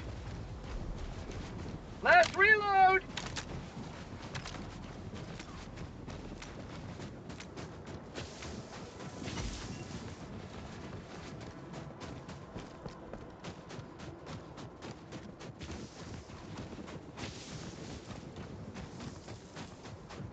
It's less kinetic than it is more through use of information, through technology, through cyber warfare. What's kinetic? So kinetic is, when I refer to kinetic, I mean using actual physical means, bombs, missiles, tanks, soldiers, that type of thing. And it's less now, and it's more now moving towards other forms where you can now destabilize a government or a system of government or a society using a server farm and 20 people sitting in a room thousands of miles away. And you don't necessarily need weapons to do that, where information becomes weaponized, where digital tools become weaponized. And that's far different than anything we saw in the 20th century. So I think that the rise of the internet in the beginning late 1990s through the 2000s, we've seen now this become industrialized at scale. And I think the threat comes now from the ability of countries and regimes to destabilize and interfere with others in a way that they simply couldn't do years ago. And now you don't even need to fund it massively to do that. It's basically warfare on the cheap. Before we started recording, I expressed to you that there's a certain tension in the world right now. Yeah. Where's that coming from and why, in your perspective? One of the things that's been evident to us, especially since the 2016 elections here in the United States, is this idea that we live in a post-truth society. And with so much information available to everybody on every platform, through every means and channel, there is now no monopoly on objective truth or fact. And so with that comes the ability to distort, to propagandize, to mislead, to misinform. And people do this to aggregate power, to bring power to themselves. And so when we live in a world where everyone thinks they know everything, or they're afraid that they don't know enough, you have a constant state of tension and anxiety. And people are uncertain about their place in society. There's a wealth gap comes into play. And with that, you feel like there's threats or perceived threats or conspiracies around every corner. And this is why I think lies and misinformation and conspiracy theories take hold in times like this, when people are anxious, frightened, uncertain about their place in society, about what's coming next. And that puts us in a very tense state. And very clever people can take advantage of that and manipulate it to their benefit. So that, I think, explains why we feel this tension. The tension is clearly resulting in real changes. Those stats are out at the start, where there are more nations in conflict now. There's more military funding. More people think, oh my god, it's something pretty catastrophic than any time in the last decades. That information, which is causing attention, is then having a downstream impact, which is conflict is breaking out. I don't say it's upstream. You have polarization happening within societies, especially in Western societies, where there is no monopoly on the truth or news or information. You have the fragmentation of, let's say, major news sources. Traditionally, you have a few very respected, trusted sources and authorities or figureheads that people would turn to. We don't have that anymore. It's now been diluted to the point that it is almost totally out meaningless. of ammo. And so you see that social media has contributed to this. And so with that, with these divisions, these schisms in society, have made major industrial powers like the United States, like let's say the Europeans, more vulnerable to manipulation than ever before. So now if you're an adversary like Russia or China, Iran, North Korea, you can take advantage of the ability to tap into this polarization and play people off against one another, cause division. And that destabilizes democratic societies. And then that in turn enables these countries like Russia and China and others to have more leverage, more influence in the developing world. In the past, it was whoever had the strongest military. Now, you don't necessarily need the strongest military to do it. You just need to have the strongest information army and the willingness to do the dirty things that Western societies don't do anymore. I want to interrupt because I think there's an order of operations.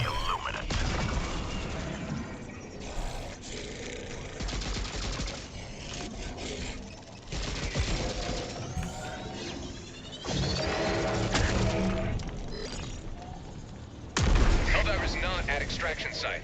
Pelican 1 landing aborted. Regaining altitude. I'll shift to the robot world. Like it's a little bit easier with just the two of us.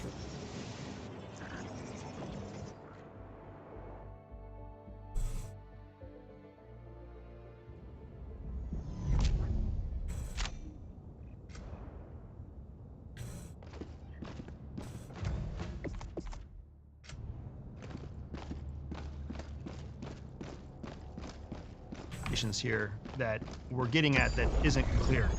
I would argue that ignorance starts the foundation. I'm still on the phone. I'm gonna go use the restroom real quick. Polarization Wow, that was crazy. that Wits are fucking insane. Through this The Super Destroyer is ready for your next I mission. say that because I think it's important for us to understand.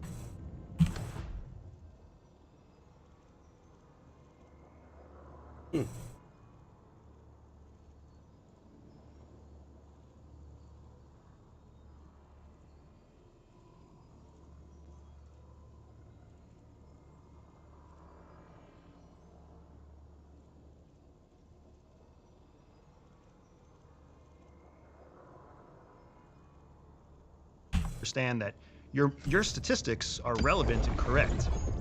Those statistics don't come first, they come after.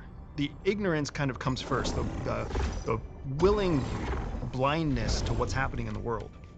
The willingness to just focus in on what your tasks are or what entertains you and let the rest of the world kind of do whatever it's going to do.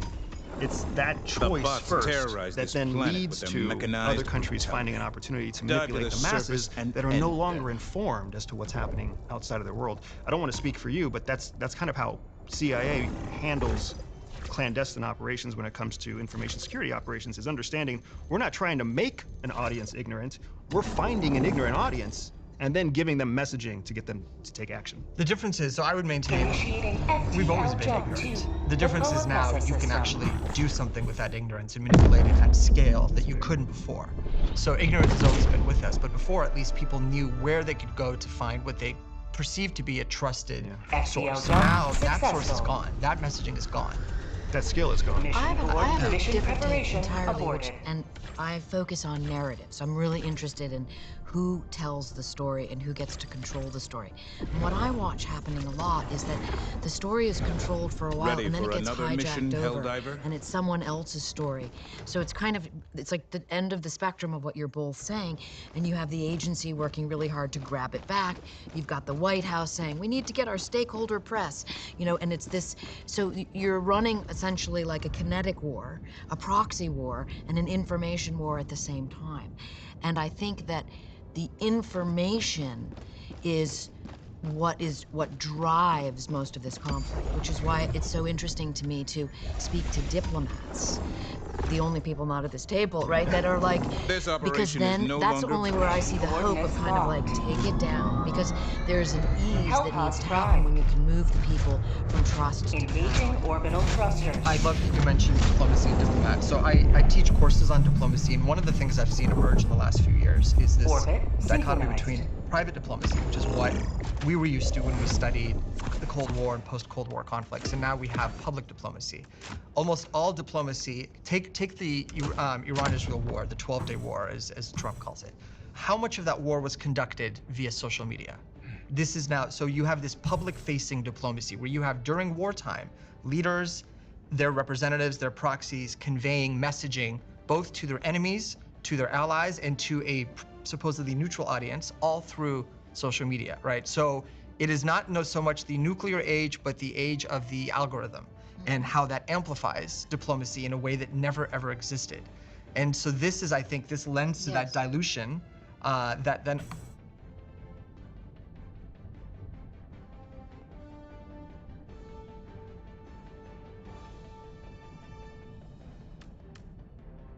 Launch initiated.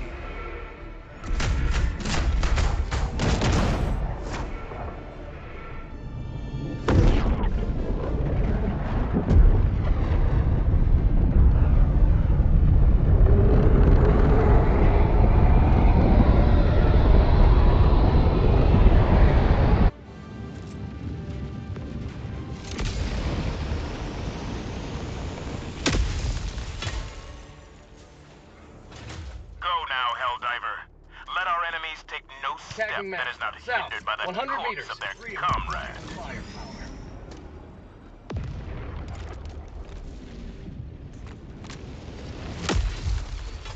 Blasting tac-tac.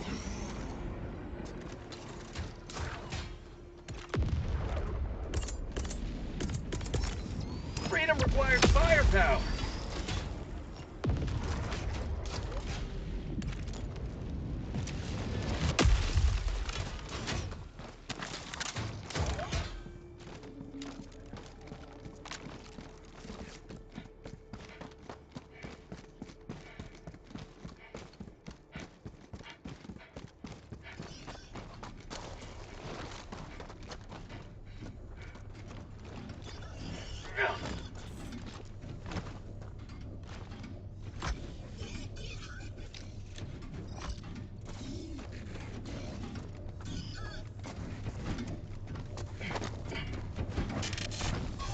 Hot outpost spotted!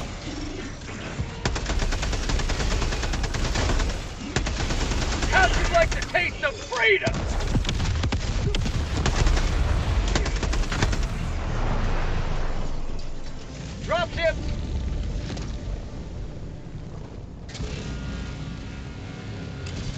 How about a nice cup of liberty?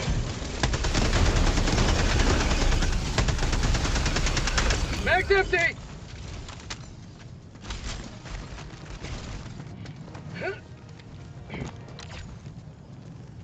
Dropping a pin, west, 200 meters. Mission at 10 minutes remaining.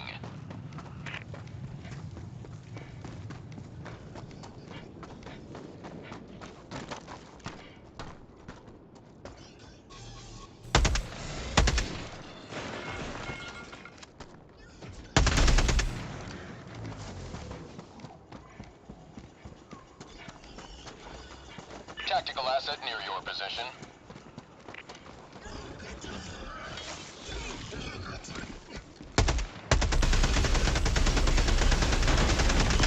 Mag's empty!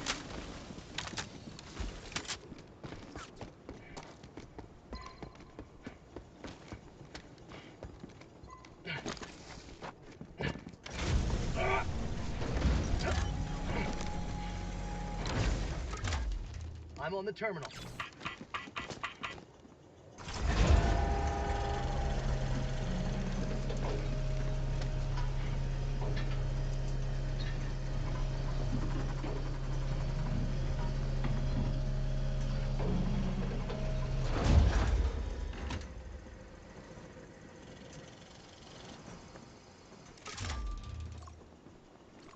I'll handle the terminal.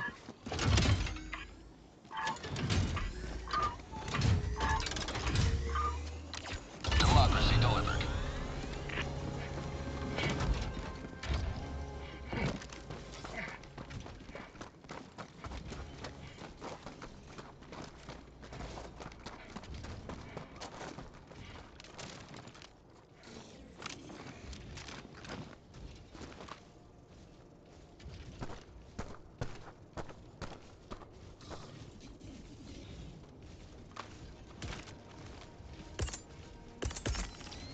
Orbital strike. Calling in an orbital strike. Firing orbital strike.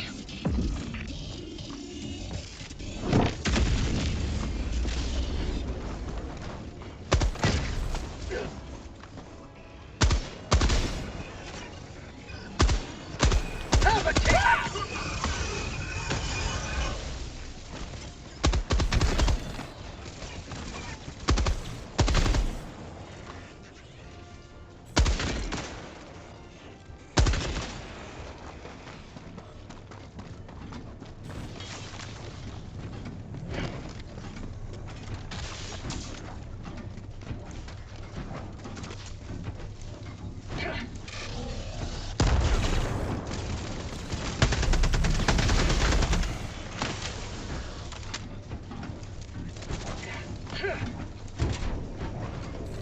Automaton outpost scrapped.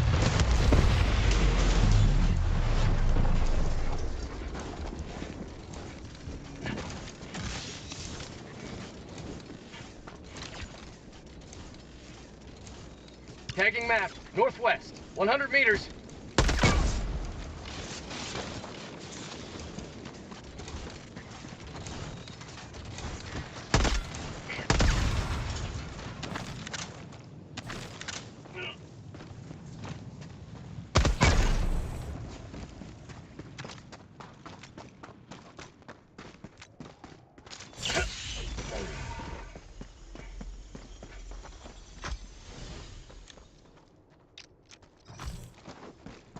Found something.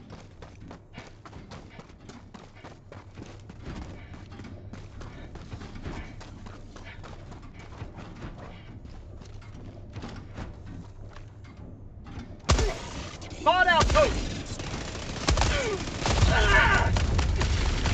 I'm losing so much blood. Oh! Deploying full replacement. Damn. Request approved. Reinforcements have been launched. Reporting to the front.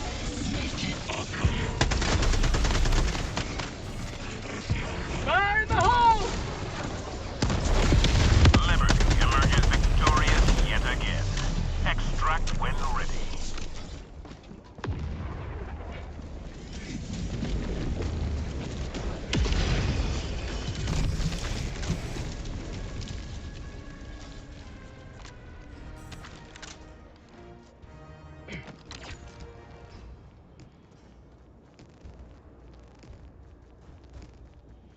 Dropping a pin. North. 100 meters. 5 minutes remaining. I repeat, 5 minutes remaining.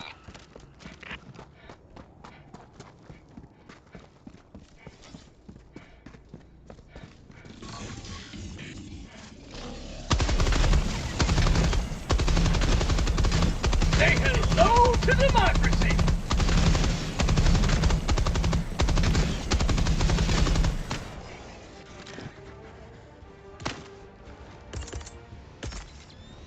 Requesting orbital strike. Orbital strike incoming. You may proceed to extraction when ready.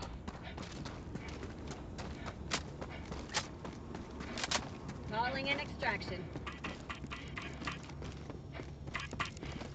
Coordinates received. This is Pelican 1 returning to extraction radius.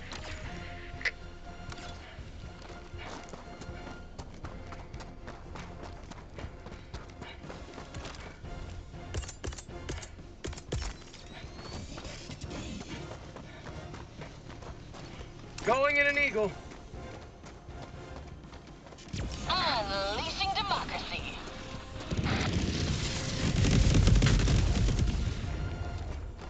ETA T-minus 1 minute 30 seconds. Got him.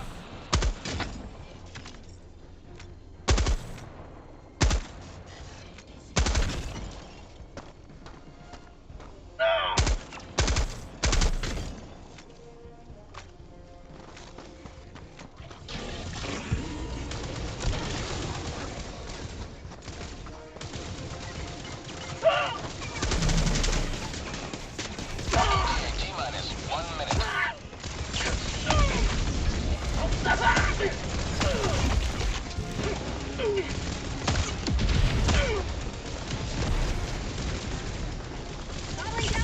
Freedom never sleeps!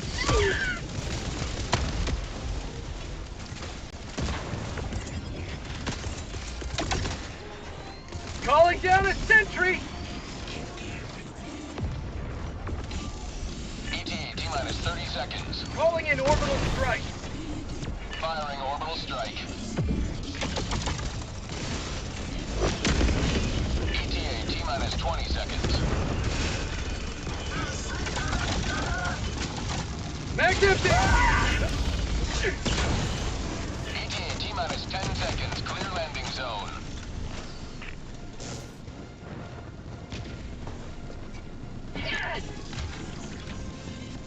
Pelican 1 approaching pickup. This is Pelican 1 preparing for touchdown.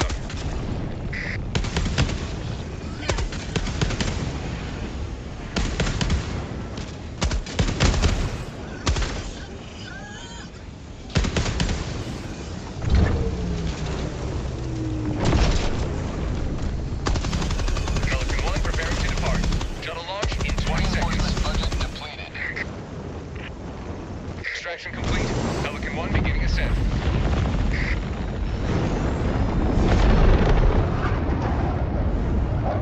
Others can take advantage of. Because at the end of the day, if you want to threaten a country or you want to garner support, how you articulate that via social media, whether you use all caps, whether you use images, memes, all of these things play into how effective that is. Yo, I'm You see gonna it hop most off. on TikTok, and when after the October 2023 it might be on tomorrow, I don't really know. Hamas attacks Yeah. against Israel, the information warfare between the two sides and how it played out on college campuses. I was at a big one where a lot of that was taking place at UCLA, and how that played out on social media, and even among high school kids who I talked to, and their understanding of conflict is now shaped by what TikTok, which is partially controlled by the Chinese government, feeds them and chooses to feed them and amplify. So here's a specific example which might be helpful to what you're saying. With the 12-day war recently, I think the White House wanted that to just be a bombing run. You can correct me if I'm wrong. Just a bombing run. We're gonna go, we're so power. It was about power, it was about precision, take it out. And it was the press that wrote America enters the war. And that is a major headline. And that probably made the White House deeply upset because they don't want to be seen as entering into a war. And so I think another real problem we have Yeah, I wanted to say these like social media algorithms, the way they're pushing things right now. I mean, they were talking about waging a war on the front of the information war with the internet, and we're seeing a lot of bot farms. I mean, it's something that's a massive, massive, massive problem that it feels like we just don't really talk about. You never hear the right wingers talk about it because I don't know if they just don't realize that the social media is just inundated with like right wing bot farms, or if they do realize and it's in their direction, you know, it's favorable to them, so they don't complain about it, or they do realize that it's the case, but they think everybody else is doing it. But I mean, I don't know. Maybe it's my social media feed. I don't see the same level of bot farming with liberal left-wing media, and I feel like we haven't really had a response, like an adequate response to what's going on the right. So it's something we need to. I don't know. Obviously, we need to pay attention to it, but I don't know what the response is. I don't know if the response is to fight fire with fire. Obviously, even if the Republicans weren't utilizing this this tactic, other countries would. So I'm not sure what the response. I don't know if it's that we do something to outlaw bot farming. I don't know how you would do that from a technological level. I don't know if there's an ability to do that. No, it seems like some social media platforms are able to detect for bots. I don't know how robust that technology is, how robust those capabilities are. But yeah, it's definitely something we're not really talking about enough on the liberal side. And I think to a certain degree, liberals, left-wingers, or whatever you want to call it, if we think that we have, I think we do feel like we have the moral authority to lead the world. I think that the world order that we've run is the most successful order in history, and that the policy prescriptions that we have would kind of only improve upon that. But if we're not able to defend it, if we're not able to do the most fundamental part, which is defending our civilizations, defending our people, defending the systems that we set up from outside, you know, hostile attack, then to a certain degree we don't deserve to have it. You know what I mean? And so I think that there's a lot of quote unquote respect that's given to right wing figures because they have a very hostile posture that the people who get behind them feel like they're going to defend them, they're going to protect them. And we need to have the personality, the know-how, I don't know what the right word would be, the aptitude for the ability to wage defensive war. And that defensive war is not just conventional kinetic military like they're talking about, but it's also going to have to be like the information theater and these bot farms. Like, we need to actually have it. It's missing from our movement. Maybe it's missing from our movement much in the same way that we're missing kind of that masculine energy. I don't even like that phrase, but there is some truth to the idea that we can't just be all about how to save the planet in terms of like transitioning away from fossil fuels or how to be tolerant or all these things, right? We have to be able to actually defend it. And I feel like we don't have people that are strategically minded enough to be like, to use like a crude analogy, the Jedi and the Sith, right? The Sith are the evil guys, the Jedi are the good guys. But the Jedi they're not just like the most morally righteous figures in their lore, they're also warrior monks. They're willing to defend it. They have a military mindset. They're familiar with the military strategy. They're familiar with martial, prowess. They're familiar with having to actually wage war, wage defensive, operations against nefarious characters. I feel like a lot of people on the left side of the spectrum, they don't have that at all. They don't have an appreciation for military strategy, military equipment. They shirk away from it. They have an aversion to violence, to military hardware, to guns, to all those things, right? And there's a healthy medium to strike where you don't want to be like Republicans where they just celebrate violence. They glorify, they fetishize violence, right? But you also don't want to be so pacifistic that you don't have the mindset to actually defend against those who actually are hostile. You need to like actively scan for hostile actors and the kind of strategy that they can deploy against you so that you can preemptively build defensive measures around deterring those things from ever happening in the first place. And we do not have that mindset on the liberal end of the spectrum. You know, for example, one thing I look at is that the right is using AI to massively pump out propaganda. We're not fighting fire with fire because the left has decided that AI is just universally bad in all contexts. We're never going to use it for anything. And it's like, I remember Vosh talking about this at one point, and I agreed with this so much so, which is that what is the point of things like free speech or toleration, all those things, if we wind up getting defeated by hostile actors? We lose those freedoms anyways. So to a certain degree, when we look at things like maybe the AI propaganda, I mean, me personally, I feel like maybe we should be fighting fire to fire with the AI propaganda stuff, because it's so easy to churn out. It's so easy to pump out. It's high quality propaganda that they're pumping out on the right, and we don't have anything to match that. Now, ideally, the notion or the idea that leftists have is that we're just going to have a lot of people from the grassroots just generate enough natural propaganda to counterbalance this, but like, it's not there. And ideally, I would love for that to be the case, right? We don't need to use AI generated tools in order to fight back against their AI generated tools. We just have people that are willing and able, have the time, have the energy, have the capability to produce high quality, informative, political propaganda content that has, like, good visuals, good audio, good animation to go along with it. But like, we don't have that right now. So in my mind, what is the point of not utilizing the tools of the opposition that they're using against us, if by them using the tools and us shirking away from doing so, we wind up losing the entire battle to them, the entire war to them? They take over, and then there is no AI regulations. There is no freedom of speech. There is no freedom of religion, right? To a certain degree, you got to be willing to make those compromises with, like, the sense, and it's such a fundamental concept, that you are a peaceful person. You are a person that wants to see other people thrive. You don't want to be a hostile person. You want to be a person that thinks about how to, maneuver strategically around distrusting other people and building, kind of like Batman has, where he has like a million different ways to kill, or not a million different, but a specific way to kill each member of the Justice League. Those are his friends. Why would he need to develop that? Because it is, it's defensive. It's in the worst case scenario. We're not leaving anything to chance, right?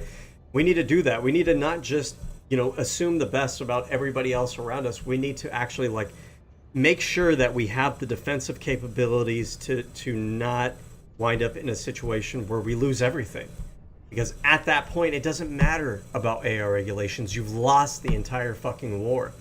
So what was even the point, right? And a lot of times when it comes to left-wing politics, I feel like they do not have that perspective. They do not want to compromise in that regard.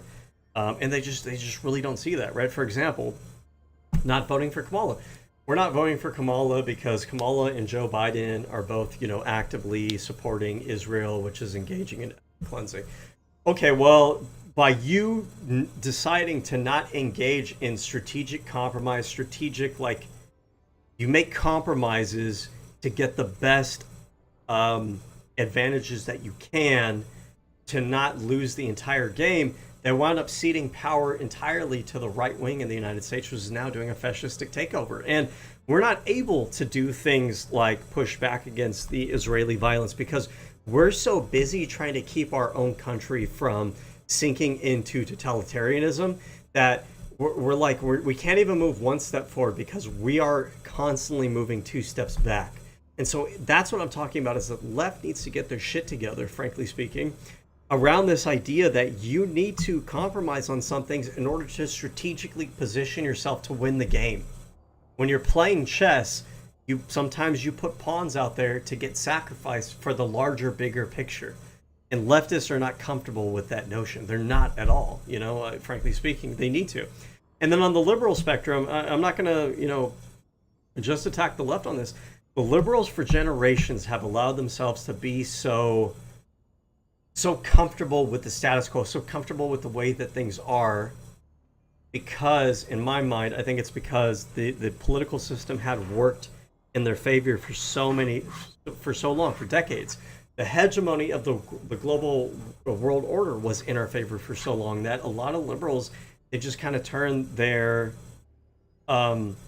sense of heightened awareness, their sense of, being aware of what potential risks and threats are out there, and constantly being vigilant to set up defensive measures against that they allowed themselves to be outgained by the right. And that's not okay. There's an apathy, milquetoast,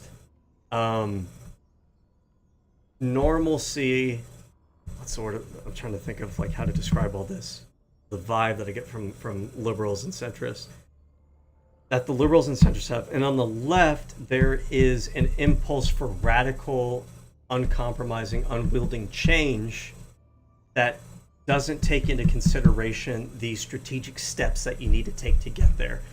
Both of these groups have different kind of unique problems with how they approach politics.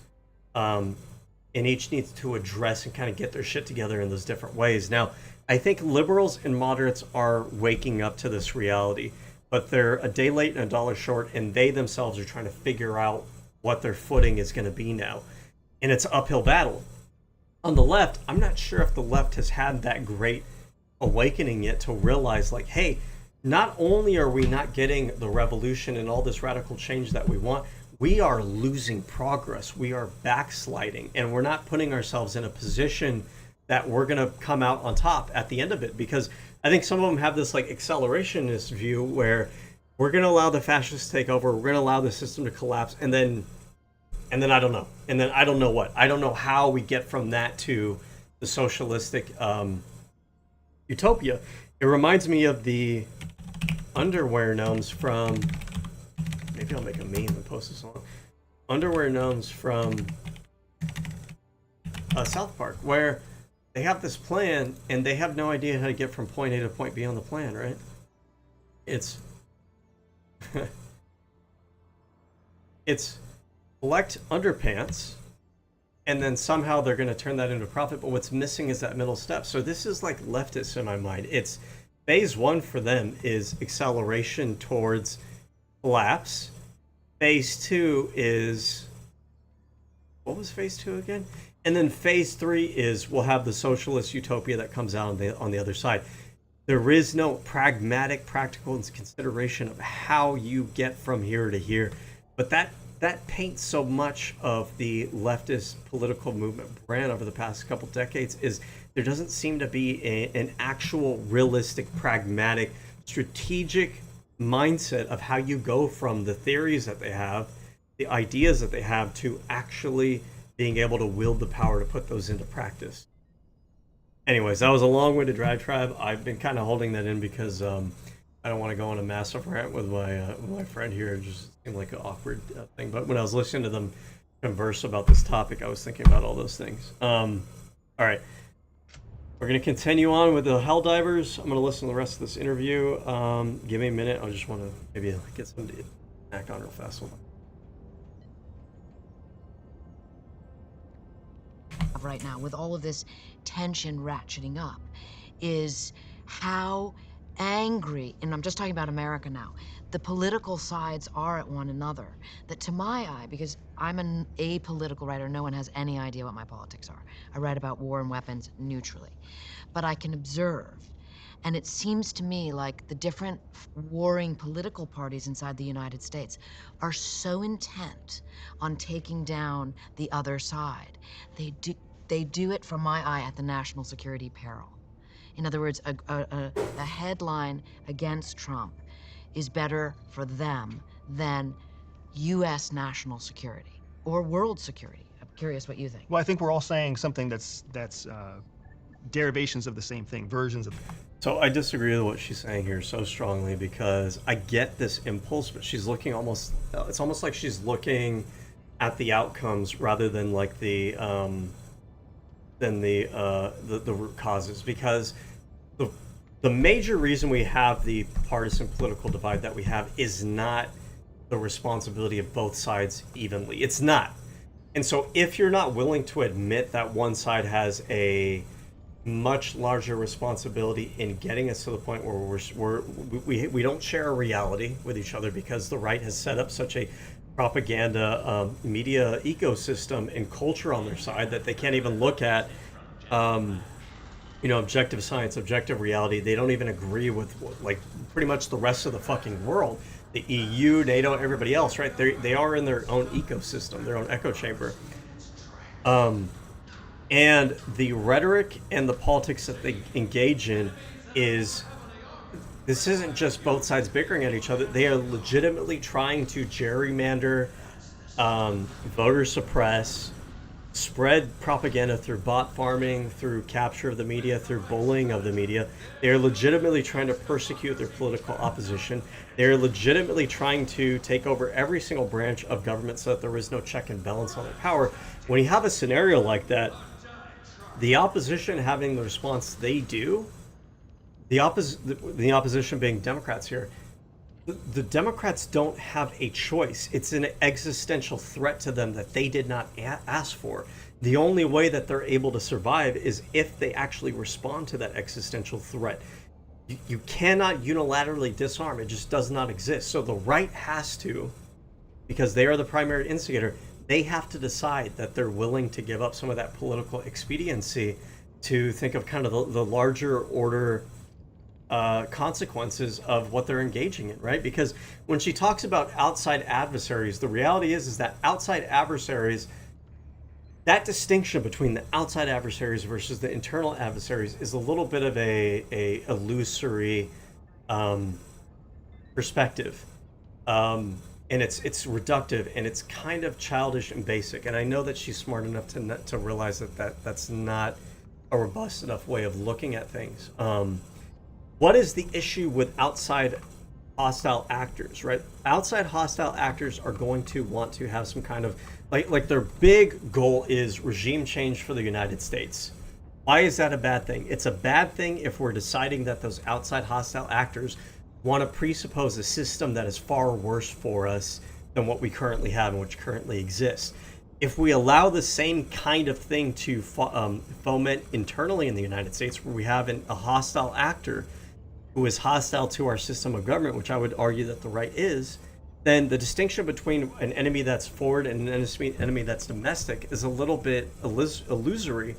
And if you sacrifice your ability to defend yourself against that internal enemy just so that you can focus on those foreign hostile enemies, then you might win the war against those hostile foreign actors, but in doing so, you've sacrificed yourself to the internal hostile actor, in which case you're not really winning. Now, it's an incredibly perilous situation that we find ourselves in, and I feel like this, to empathize with her perspective, I think this is where she's coming from, which is that it does put us in a really weird situation where, like, I won't say it's impossible, but it's near impossible to simultaneously defend ourselves from outside aggressive forces while we're internally bifurcating and fighting amongst ourselves. That's true, right? But like, what can we do about it? The answer, the solution to that can't just be that we lay down and we allow the internal hostile actors to take us over and turn us into the kind of societies that we're trying to avoid from the hostile foreign takeover in the first place. The same thing, right? There's a massive information warfare landscape happening, and it is that fog of war that we look through that gives us that tension about what's actually happening at the ground level. If you think about conflict as being what humans will do to each other, there's layers on top of that that create this distortion of what you can expect. And there's so much activity in the information landscape that it's very... Okay, you know what? I actually decided this game's a little bit more of a multiplayer oriented. I could play some myself, but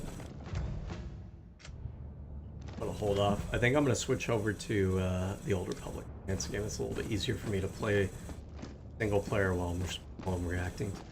I'm gonna continue with this this not a debate, this conversation panel. Let me just choose where to join your fellows in righteous liberation. what I really want to do is I want to get enough metals to unlock. Next one, unlock this stamina enhancement, but that's about 15 miles away. Probably isn't real.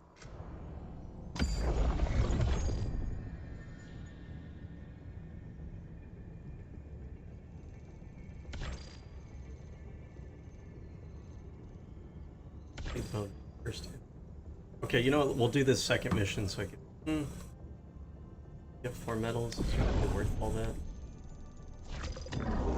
The operation is failed. Let us not ruminate, but instead redouble our efforts. The enemy We'll has pick it up launched a cowardly attack against one of when we our have planets. some friends again Will to you play with. I'm out of this game and then we'll start public. And to that end, I'm going to start a new stream, so I'm going to end this stream. I want the Old Republic